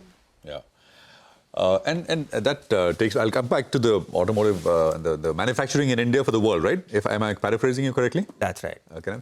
It kind of, we had Saurabh Mukherjee with us a few weeks ago, and he kind of echoed something similar. He's had he's changed how he's looking at building his portfolio, and you think, well, that's the area to be. But just a quick word on to go back to the first point, which you said somebody has to take the hit. We talk about oil all the time, oil companies, OMCs, excise, etc. I know for a fact that you at one point were very bullish on agri plays in India, Coromandel and the likes, right? Since you understand that space well, Kenneth, what's the impact in that space really going to be, and are there any losers and winners? So there, it's going to be a balance sheet problem. When I say it's going to be a balance sheet problem, for the better part of the last decade, okay, a lot of those companies had no working capital inventory that was there. It's largely a subsidized business. The government used to pay subsidy on time, and you had a big, you had valuations that look very different today compared to what they used to be about 15 years back. Some part of that will get reversed. I think our sense is that it's going to be so agriculture. There are two parts. One is agricultural inputs, and then there's agricultural processors. The processors are going to enjoy the benefit of inflation that is out there because you're holding inventory, and market prices are going to move north. The processors means like what? I mean, you got the sugar, corn, rice, those kind of those guys that go through a cycle. So you buy it during the season and you sell it through the year. The back end of it all, which is the input companies, seeds and fertilizers and all that stuff. They might just have a working capital issue out there. I don't think there's going to be a volume issue because India is going to struggle. I won't say India is going to struggle, but the world is going to struggle with fertilizers. There is a shortfall of nitrogenous fertilizers and also complex fertilizers on the ground. So we're going to struggle with that. So demand is not a problem. The problem is going to be working capital and inventory management. So, but so input prices go up. It's net positive for the entire segment. For fertilizers. For the entire segment, except for fertilizers specifically, you think they should come out pretty much well. Yeah, because it's not a very high margins but business, right? You think the government will hold back on subsidies, or will tell fertilizer companies not to increase prices, even though input prices go up? We import a lot of this stuff, right? You think yes. That kind of dynamic perhaps at play, and that's the reason why working capital remains stretched, because a large part of it is subsidized, and government pays for that subsidy to the companies directly. Okay. Now I'm jumping topics, but the last thing, manufacturing in India for the world, metals, Kenneth, the space that you've been bullish on. What is this? Across, are you talking about steel, non-ferrous, everything here, or it's the entire complex? Yeah. And if you were to draw this out as a cycle, where are we in terms of this cycle? Are we early in the cycle here? No, we're not early in the cycle. I think this year, the last part of this quarter onwards, you will see reasonably large profitability margins that are coming through. And you're seeing it with prices out there, and you're also seeing it with volumes coming through in this entire segment. So it's going to be margins plus volumes, and all of it is going to transition into profitability. No, so this is not early. I mean, so when I say early, I mean in terms of stock prices and what they've done. It's quite fairly priced. I don't think this market has anything which is extremely cheap. Right. It's not extremely cheap. Here, what you're effectively playing with metals is basically a restructuring of the balance sheet. All these companies have got a lot of debt on the books, a reasonable amount of debt, not a lot of debt. And if you have one big cycle like this, all the debt, I mean, the balance sheets get cleaned up completely. So it's more of a financial structure that's playing in because of basically a cash flow situation that is coming through. Where do you stand on something like a cement? Just because everyone's been talking about the top-down approach, there is a requirement for that. All the companies that are there, the capex has been done. Now raw material prices are increasing, as a result of which maybe some pricing increase would happen as well. So across the board, are there any plays which do you believe that maybe right now the time is right? I mean, that segment of the market has never really corrected to any reasonable level. So, but hasn't done much over the last... It hasn't done too much. And probably over the longer term, it's not really a big compounder from here. You've seen the best in cement in history. You can get incremental kind of gains. I don't think it's going to hit the ball out of the park here. And where do you stand on the ER&D spaces, the ones who make components for third-party electronics, etc.? Because if manufacturing is a theme, that's a play out there as well. They'll go through a cycle. I think you're going through a capex cycle out there. Whenever any industry goes through a capex cycle, the returns are usually back-ended. So the guys who already completed the capex cycle are the guys in pharma, the guys in chemicals, the guys in metals, the guys in automotive. Okay, I think a big part of their capex cycle is already behind them. These ER&D companies, the electronic component manufacturers, I think a significant part of their portfolio, capex is ongoing. So returns from that capex could be slightly back-ended. And on the automotive front itself, are you playing it via brand owners? Are you playing it via ancillaries? Are you playing it via tire makers? Are you playing it via component makers? I mean, the value chain in terms of volumes will pick up across the board. So it's got to be the front end which will drive the back end. Will get the most amount of value? I think in the front end, if you look at it, a large number of companies have a phenomenal ROE out there, and also the capex that's coming through and the volume numbers will come through out there. So they're not very capital intensive, and most of the capex is done.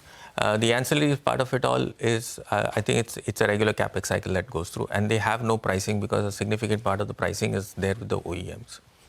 Okay, so in preference, if you need to figure out a business which has got pricing power, it's the OEMs. If you want scale and manufacturing at the back end, and companies who have multiple back end customers, it has to be the ancillaries out there. For OEMs, isn't with everything happening macro-wise, as you said, inflation and all that stuff, right, will impact demand. Do you think that's not an issue? Local demand, I mean. This is a segment which has been fairly robust for a while, okay, and this is also a segment that in the past has not really been impacted by inflation as much as it has now. A significant part of that, I think, will come through over the course of the next year or two, and also there is some payouts coming to a very large part of the population that will happen over the course of the next year or two. I see. I remember Ramdev Agarwal, beginning of the year, when he said, well, he was a number one sector this year. Yeah, autos. Autos. Yeah. Because, credit growth was picking up, that fortnightly data was, but, all that is, of course, before late February when all this started. So we'll have to see how that pans out. But you're bullish. The momentum hasn't broken yet. Yeah. And a large part of, if you look at India's largest company, 20% of its revenue comes from exports now. Okay, even if you look at the other two, which is other 2, 3, number 1, 2, 3, 4, all of them have got reasonably amount of large plans to go to build out distributions across the world. So it's not really an India's demand story. It's also got to do with how some of these companies have established their franchises across the world. You in the past liked Alcobev as well, right? With just 1 or 2 companies that are there, yeah. One is in the manufacturing space and the other one is basically the India branded business. What's the expected earnings growth for the companies that you have in your portfolio? Well, I do hope they do 15%, north of 15%. And so So let me put it this way. The top three categories that we hold within our portfolio. So we've got two portfolios, the focused equity fund and the flexi cap fund. The flexi cap fund doesn't have too much of a track record. It's got about two months of track record. But between the two, I think the top 45% of our portfolio, which is pharmaceuticals, metals, the financials, they should be north of 15% at least. Kenneth, great chatting with you. Thank you very much for coming down to our studio. Always a pleasure. Thank you very much. Thank you. Well, let's move on and talk about Havells. Upasana is once again joining in. Well, just giving a brief overview. Now, overall, the numbers were weak. If you look at the hits and misses, the EBITDA margin and company's solar segment up move is what we will categorize under the hits. And in terms of misses, the company has missed its revenue growth estimates as compared to our polls, and even the company's growth in terms of its key segments, that is ECD, has come in lower, and even Lloyd consumer growth has been much lower than what the street was anticipating. Now, talking about the cable and wire volume growth, it stood at just 6%, which was much lower than the street estimates despite the copper prices rally. Now, let us look at some of the key conference call takeaways and the guidance given by the company. Now, company has maintained a cautious outlook overall. It has said that the summer has started off on a good note, but the demand is yet to pick up. In terms of price hikes, calibrated price hikes have been taken by the company across categories such as fan, RACs. Now it has indicated a requirement of further 5 to 20% price hikes across categories. Now, company has also indicated that the fans saw a value degrowth and even AC and cooler decline on a FY26 basis. Now, cable and wire volume growth stood at just 6%, though the domestic wires declined, but the cables grew and certainly outpaced the wires is what they have said. Thank you very much for that. Let's invite the management of Bharat Coking Coal, the wholly owned subsidiary of Coal India. They reported a weak set of Q4 numbers. We have with us Manoj Kumar Agarwal, CMD of Bharat Coking Coal, now joining in. Thank you very much for joining in. This is Rima here.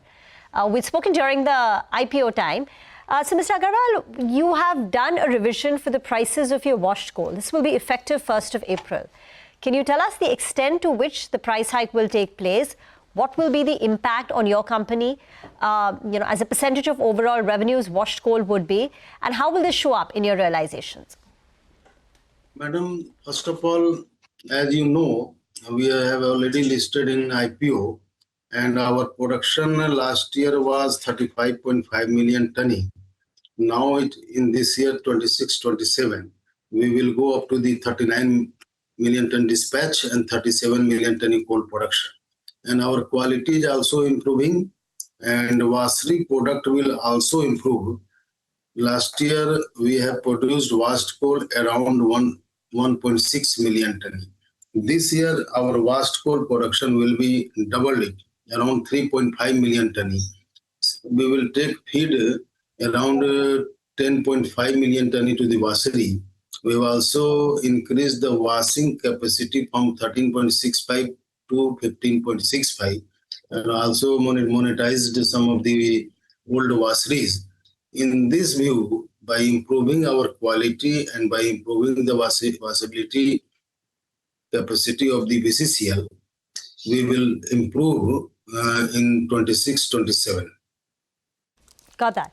So on account of the increased washed coal and the better quality, can you help us with the realizations? What will be the realizations in FY27? How would it compare with FY26?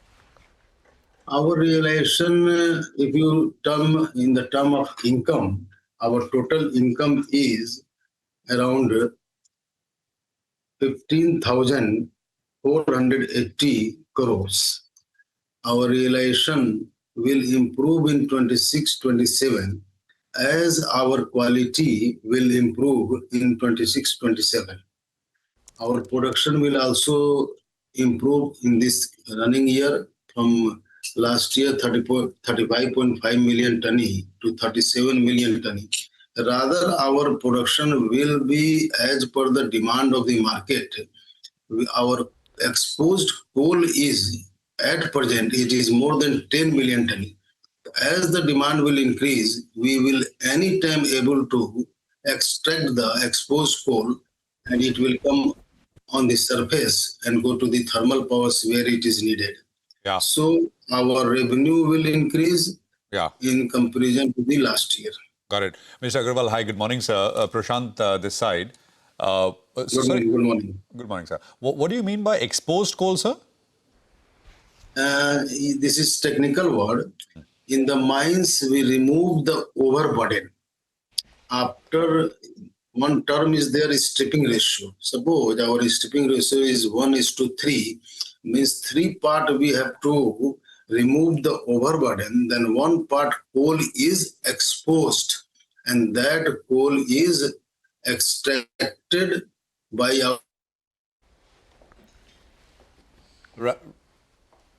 Right, I think and it comes up to the surface.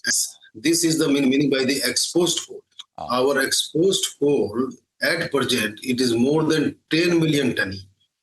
Means any time as per the demand, you know. This is Mr. Agarwal. This is coal ready to be moved, basically, right? I mean, this is that you can send out depending on demand, as and when it appears. This is ready to be put on trucks and or trains, etc., and sent out. That is the 10 million number, 10 million ton number. Our number exposure is more than 10 million ton, and our stock is 9 million ton at the surface. And this 10 million ton exposure is inside the mine. I see. It means we are ready to supply anytime around 19 to 20 million ton. Got it. Mr. Agarwal, just 2 numbers, sir. In FY27, you've already told us that the proportion of washed coal will be double that of what you did in FY26. What broadly, and we will not hold you to the numbers, sir, but roughly as a, if you could give us a range, if you feel more comfortable with that, what kind of realization should we expect in FY27 on an average? And what is the volume, the actual tonnage that you will sell in 27? Listen, our realization, our total income will be around 17,000 crore. This year, it is around 15,500 crore. Mostly, it will be 1,000 crore realization will be more. This will be by improving the quality and by improving the washing capacity and washed coal production. Every ton of washed coal, it adds around more than 700, 800 rupees by selling by any other means. Got it. And what kind of margins are you looking at? Steady state, X of stripping? If you could give us a sense on that, Mr. Agarwal. Our stripping, what you are asking about the stripping ratio, about the margin? EBITDA margins, X of stripping ratio. Adjusted for that. Our last year, this year, EBITDA was 785 crores around, and our margin will be, if you were comparing the terms of profit, our profit was 149 crore before tax, and after tax it will be 128 crores. Right. So that was last year. Would you give us a broad indication of what the EBITDA and profit will look like for FY27? Our EBITDA in 26-27 will be around 1,500 crores. Okay. And the profit, sir? And profit, madam, it will depend on the various terms. But whatever profit we have earned this year, it will be at least 3 to 4 times to this profit. Oh, 3 to 4 times from current levels. So obviously FY26, the reported profit was 130 crores. So next year you're looking at numbers between 400 to 600 crores as well. Just one word on receivables. March 2025, your receivables were 1,850 crores. March 2026, they spiked to 2,860 crores. What was that on account of? And can you tell us whether this will come down? Have you received the money? Our money, what is due to various companies, it is we are able to collect those money, and gradually it will improve. disputed money, it has been reduced, and we have collected a significant amount from the DVC and NTPC and other thermal powers. It will improve. The disputes are being resolved. What is the quantum of receivable which is disputed right now? We have received around 56.31%. What is the absolute number? How much of an amount is under dispute right now? Right now, our number is 161 crore is under disputed cases. Mr. Agarwal, we leave the conversation here. Thank you very much for joining in. Thank you, madam. That's Bharat Coking Coal guiding for 17,000 crore of a top line and about 1,500 crore of EBITDA for FY27 with an improvement in realization, especially given the rising contribution of washed coal and the increase in prices. Get into a break. On the other side, Kotak Institutional Equities Aditya Mongia will join in to talk about the expectations from the capital goods sector.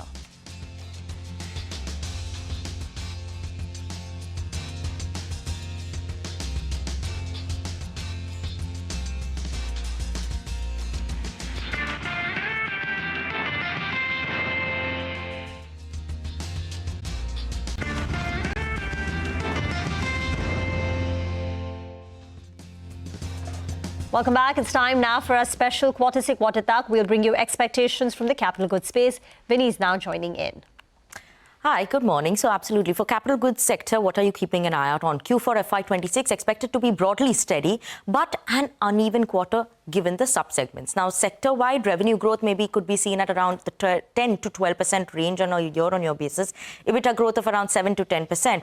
But for the sub-segments, it's a different picture given the West Asia conflict that comes in. That's a very big variable. The outlook that would come in for each of these companies individually for FY27 and order flows, that's going to be key. So let's start with order flows. GE Vernova T&D, which is expected to have booked a record quarterly order intake that we could see of 9,300 crores is the expectation, driven by that landmark HVDC project that they've got. Apart from that, EPC side, BHEL also expected to see good order wins led by the NTPC order for them, while Kalpataru could see an order flow of around 7,600 crores. KEC International maybe could see a bit in terms of the order inflow dip. Why? Because of the Middle East exposure that they have. Let's move on and talk about revenues. What are we expecting here? First up, for power T&D product companies, there's a clear outperformance that we could see maybe could come in from GE Vernova. Then moving on to Hitachi Energy, Siemens Energy, all of that could see a very good performance in terms of revenue. Now, industrial machinery side, moderate revenue growth is what one could expect. Cummins could be in that range of around 10 to 12% is what we're expecting. Domestic power generators companies, so ABB, Siemens, that's expected to see a further muted growth of 9% for ABB, 5% for Siemens Energy. Now, margins, what's the picture looking like? A mixed picture again here as well. EPC companies expected to see a contraction in terms of margins. Overall, 50 basis point down there. Non-product T&D product companies, again, expected to see a further decline, 300 basis point contraction on a whole in terms for the universe, as well as commodity inflation, freight cost, high base from last year are all of the important triggers that is actually leading to that negative flow for these companies. Product companies like GE Vernova, Hitachi Energy, for T&D side, Siemens Energy, meaningful margin expansion. So, variating picture across all this as well. Cummins India, then we have ABB India and KEC International are expected to see a margin contraction as well. So sharp contraction coming in across the capital good players. West Asia conflict, obviously that's the big one, right? Mid-March that started. Most companies managed Q4 with the inventories that they had, which were pre-stocked. But Q1 FY27, that's where maybe the pain lies. KEC International has already absorbed some bit of this pain. Q4 commodity costs have risen by 16% for copper. Aluminum is up 13% on a quarter-on-quarter basis. That's already impacting and squeezing that fixed price for EPC contractors. IFL has already cut the guidance for KEC for FY27, FY28 for the EPC target. So these are the impacts that we'll see. And 5 other things that you should keep an eye out on for capital good companies in Q4 numbers: order inflow, growth and order book composition, how is that shaping up? Export orders, what is happening on that front? Execution guidance for FY27 given the war uncertainty, margin trajectory, the exposure and quantum in terms of the exposure for Middle East will be key in terms of commentary as well. Other than that, data center order win opportunities there will be also important, and the trajectory for HVDC projects will be key. leaving you all with a valuation picture. Obviously, we've seen a sharp run-up coming in for some of these players as well. That continues to be a bit stretched for most of these players. Historical average versus current PE. Current PE is much higher than those historical average of last 2 years. So that will be key to watch out for from here on. Right, take that point. Vinny, thanks a lot for that. So steady but uneven quarter expected with the outlook more important than the reported numbers. Aditya Mongia, who's the analyst at Kotak Institutional Equities, joins in now. Aditya, with what's taking place in West Asia right now and the numbers that are likely to come, obviously the focus shifts on commentary more than the reported numbers. So what are you awaiting from there, and which according to you would be opportunities to enter into right now because of the disruption? Thanks, Prashant, for having me here on the show. Yes, West Asia is an important imponderable for companies like L&T.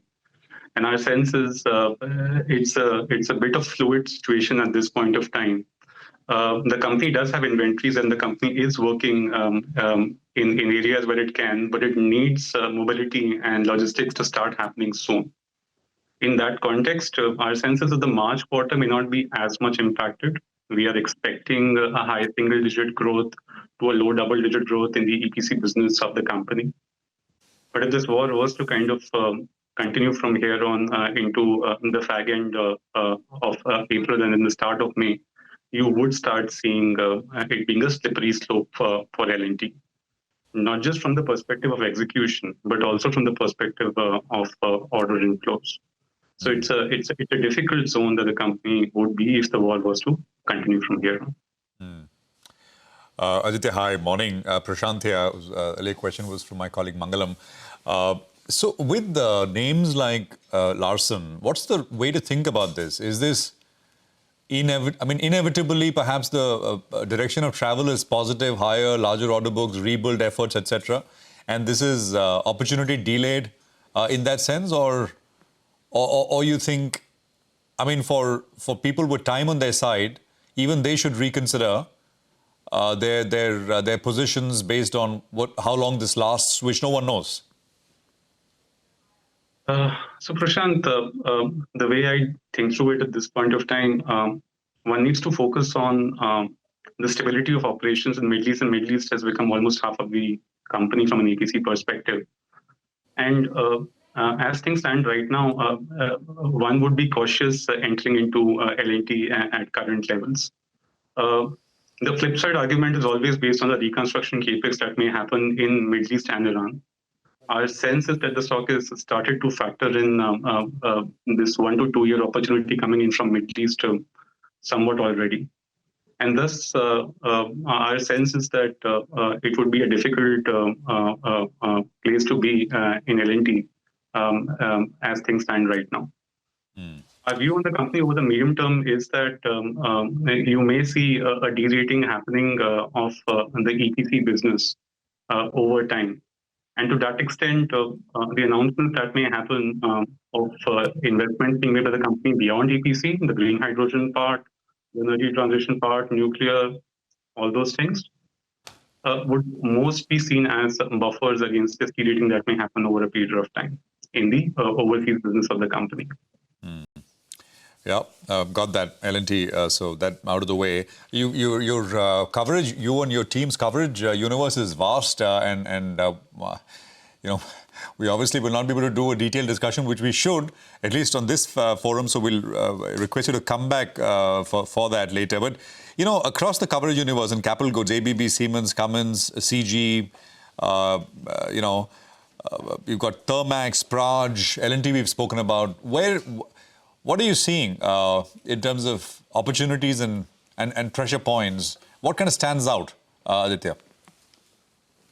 Our sense is that we like Cummins. It has rallied to a certain extent, but that being said, our sense is that Cummins is a fairly decent play on the data center story, and we would continue to back that company on that theme, valuations aside. The second company that we end up liking is Praj, and that's a company that in the current scheme of affairs, wherein fuel prices are high and energy transition is getting more momentum, would be a good place to be at this point of time. But beyond those companies, our sense is we have good companies like ABB, but most of these companies in ABB, Siemens, and CG Power are valuations which are very difficult to get inside at this point of time. Right. So there is Praj and Cummins as two names which kind of stand out for you. All right, Aditya? That's true, yeah. Yeah, just a because we've been I mean, of course, power is this constant big theme which is played out, and stocks have done very well. On CG, I just wanted to, if you could detail that out a little bit, because they've got this on the OSAT thing. They've got the business which is coming up. It's a well-run operation, in the right space with transformers very much in shortage globally. Can we take a more constructive, longer-term view here with CG, or you think just too expensive? I think from business perspective, there are a few things to kind of ponder over. OSAT would be potentially $1 billion top line for them in a market which over the next 10 years, just a domestic market, may inch up to become 10 times that amount. So there is scope of them doing more work on the OSAT piece once they're able to stabilize their operations and improve their yields. And that's something that we tend to value at close to about 50 rupees per share, a certain multiple in the future year for 30 times. I think that's a good business to be inside. And design is the second business wherein our sense is that the TAM could be even larger than what OSAT as a TAM would be for the kind of lines of work CG Power is inside. And then we have the power T&D part wherein you recently saw an Niti Aayog report as well, thinking through the 15% CAGR story going beyond 2036 in a certain scenario of net zero. So all these are elements that make us excited and interested in working more on this company. That being said, our sense is that these are fairly well represented inside where the stock price is at this point of time. And one would rather think through much lower levels in entering the stock. Yeah. All right. Thank you very much for that. Do we have Manisha with us for a quick roundup of... All right, we'll get to Manisha in just a bit. For the markets, well, there has been a recovery from the day's low. We had a gap down opening. The Nifty had opened at levels of 24,150.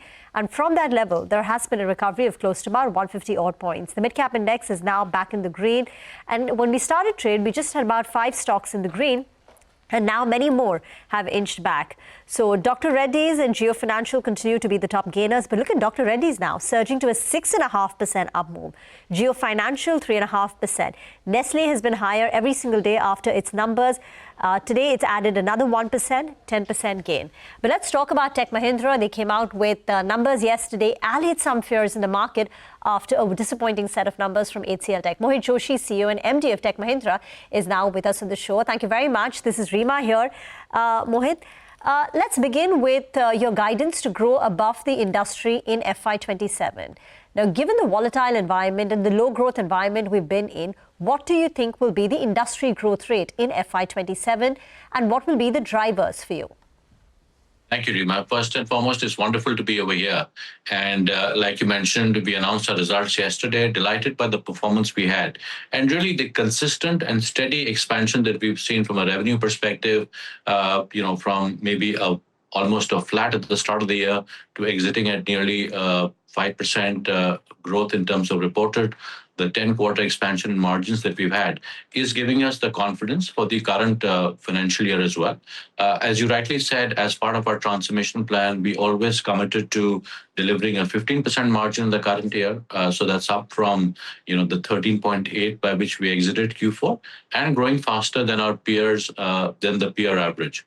I think what is really giving us the confidence is the strong foundation that has been laid and the strong pipeline of deals that we have won. It's very hard to forecast industry growth because industry growth expectations have been a little volatile over the past couple of months, and we have the additional geopolitical complexity and the host of new AI model releases. Having said that, at this present time, I think the industry growth expectations from the analysts are somewhere in the 2 to 4 or the 3 to 5% range, which we concur with. Okay. And based on your pipeline, then can we assume that since you are going to do better than the industry, which would be, say, 2 to 4%, you would be at mid-single digits? Well, what we have said is we will grow faster than the industry average, Rima, and we fully expect to deliver that. It is hard to nail down a number given the volatility, but also, as you know, we have a policy of not giving guidance from a revenue perspective. But ahead of the industry average should give you a fairly good estimate of where we'll end up. Okay. And just one more point about this transformational program on margins. You exited at 13.8. Your goal is 15%. What are the, a lot of the low-hanging levers are probably now out in the last 2 years with this 10-quarter improvement. What would be the specific tailwinds that will drive this final 120 basis points of margin improvement? What will bridge the gap? And are you dependent on revenue accretion, or it's going to come through cost-cutting initiatives? Sure. So I think the way we think about it, Rima, is going to be driven primarily by three factors, right? The first is that we should get operating leverage because unlike, let's say, in FY23 or FY24, we are actually now growing, albeit the industry growth is muted. So you get the additional operating leverage from growth, you get the additional leverage from the large deal wins that we've had. I think secondly, we are also changing our revenue mix quite significantly. So the proportion of our revenue that is coming from, from geographies like Europe, where we have higher realizations, the percentage of our revenue that is coming from the higher margin services like engineering, like digital enterprise applications, like data is increasing. So that's the second lever for us. And the third lever, which we sort of explained yesterday, is there is still a significant margin gap in our portfolio between what we get from our time and material engagements, which is higher than what we get from our fixed price engagements. So we expect to drive significant efficiencies in our fixed price portfolio. So I think a combination of these three factors, growth in higher realization services and higher realization geographies, and increased efficiencies in our fixed price portfolio should give us the final 120 basis points that we need. Mohit, hi, good morning. Prashant here. And Prashant. Been talking to you after a while, and I hope this is the first of many live interactions post numbers, and you join us outside of the quarterly cycle as well, because would love to hear from you. There's so much going on. You'd appreciate it at an industry level where I think your inputs would matter. Mohit, you said that you've seen a 7% improvement in revenue per employee in FY26 because of AI, right? The question many have been asking is whether that will translate into your customers asking that this be passed on to them in terms of savings, and hence the price deflation question. How would you respond to that? Sure. So look, Prashant, first, again, it's wonderful to be here. A little bit jet lagged, but it's great to connect with you guys. Thank you. I think on the AI deflation point, right, look, customers always expect productivity when you have deal renewals. This is no different. I've been in the industry for 26 or 27 years, and every time you have a, sort of a rebid or a reinstatement of a contract, especially if it's in the infrastructure management or the application space, there are expectations of productivity from what you've learned, from the greater efficiencies with which you can run your team. Historically, it was about automation. It was about, doing more offshoring, or it was about simplification and rationalization. Now, a lot of the expectations are that we will drive incremental productivity using AI. So to that degree, deflation on contract renewals is not new to the industry. It obviously gives us a new set of tools to be able to use to deliver greater productivity for our clients and better margins for ourselves. And that is why we specifically called out our fixed price portfolio as one lever where we can drive greater margins for ourselves through the use of AI. Right. So just to sort of ask you again, so are you seeing that in the in terms of when renewals come up, for example, are these savings, they need to be passed on? Or, I mean, at an aggregate level, you'll be able to manage it, higher volume of work, business, etc. But is that showing through in a faster way? Because 7% increase in revenues per employee in a single year, right? I mean, that is substantial. Yes. So look, my own sense is that clients always expect productivity every time you have a renewal. Now there's a factual basis to be using AI as an additional lever.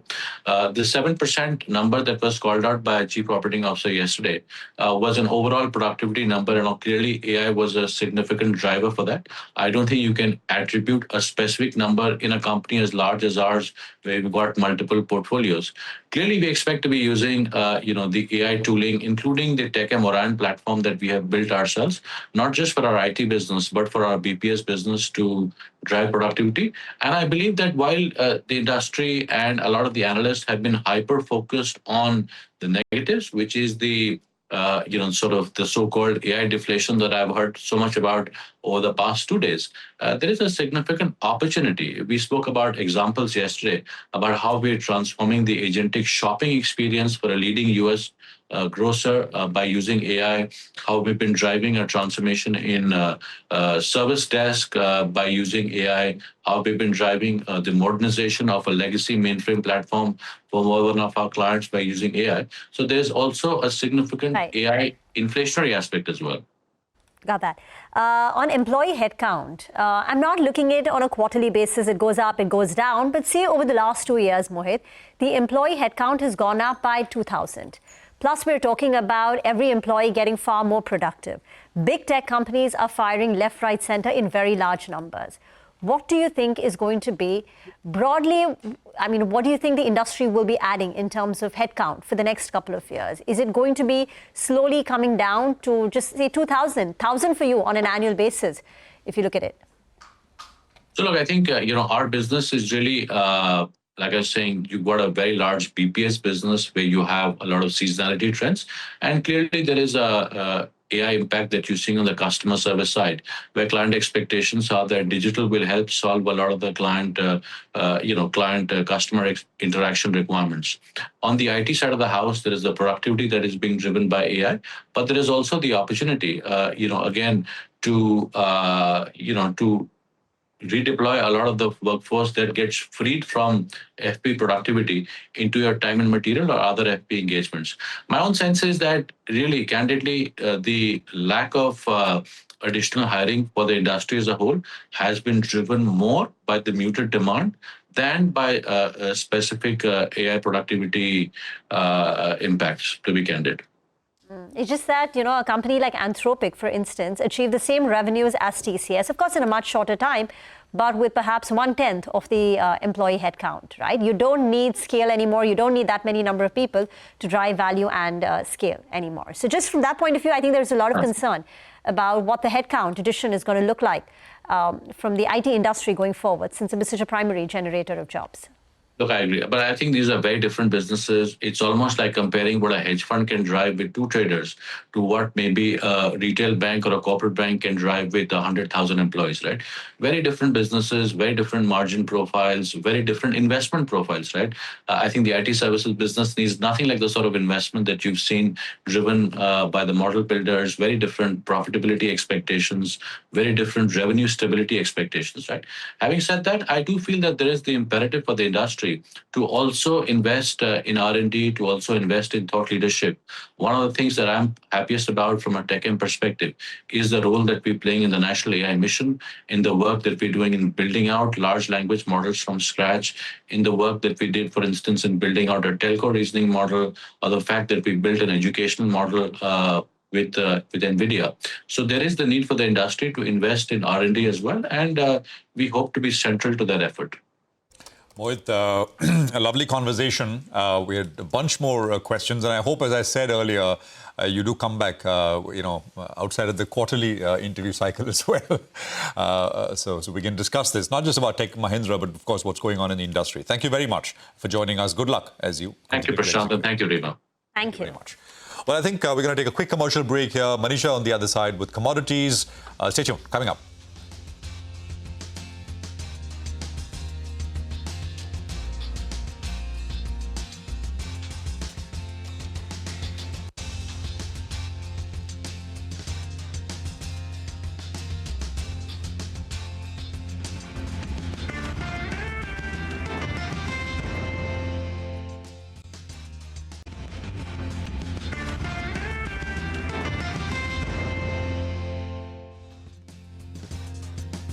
Welcome back. As promised, let's go across to Manisha now for an update on commodities.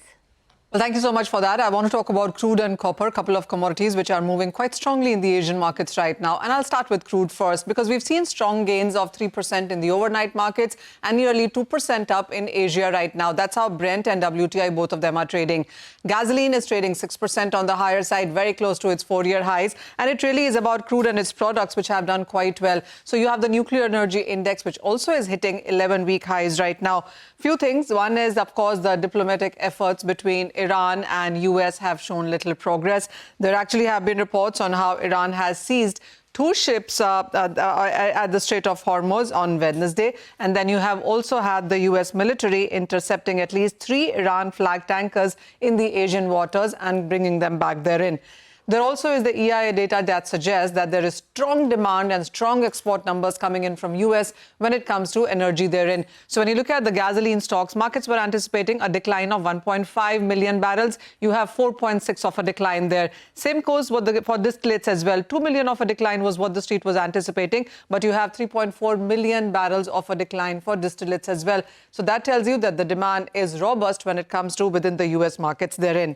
Well, that's about energy there, but I also want to talk about copper because we are trading very close to all-time highs onto this one in the Shanghai, in the US and the UK markets as well. So $13,500 a ton or thereabout, on higher than that is how we are looking at into the markets. There, of course, are supply risks because of the ongoing Middle East or West Asia war there. And then there is growing shortage of sulfuric acid among all of this. Much of the sulfuric acid comes in from China and then from Middle East, and there seems to be a bit of a curve when it comes from both of these areas therein.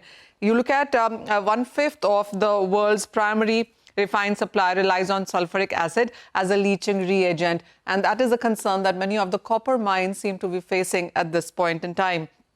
China, which is where 20% of sulfuric acid comes, has said that it's going to ban exports from the month of May. In any case, sulfuric acid from Middle East is not coming in. And that has been keeping the copper prices on the higher side. There are production delays, not just in Peru, but in Chile and Congo as well. And then the markets are looking at Rio Tinto, where we've seen the first quarter copper production go higher. But it really is about the smelting of copper, which has continued to see a decline. And then there is divergent trade as well. So while the Shanghai and the London markets are trading on the higher side, not so much for the US markets because that arbitrage trade has taken a lot of refined copper within COMEX there. At near record numbers is how we are looking at those inventories therein. And there are various reports suggesting that we're looking at all-time highs continuing in case of copper. There are reports from Macquarie, JPM and Goldman Sachs as well suggesting that $14,000 to $16,000 a ton in case of copper in this year and the next is a possibility. All right. Thanks very much, Manisha, for that.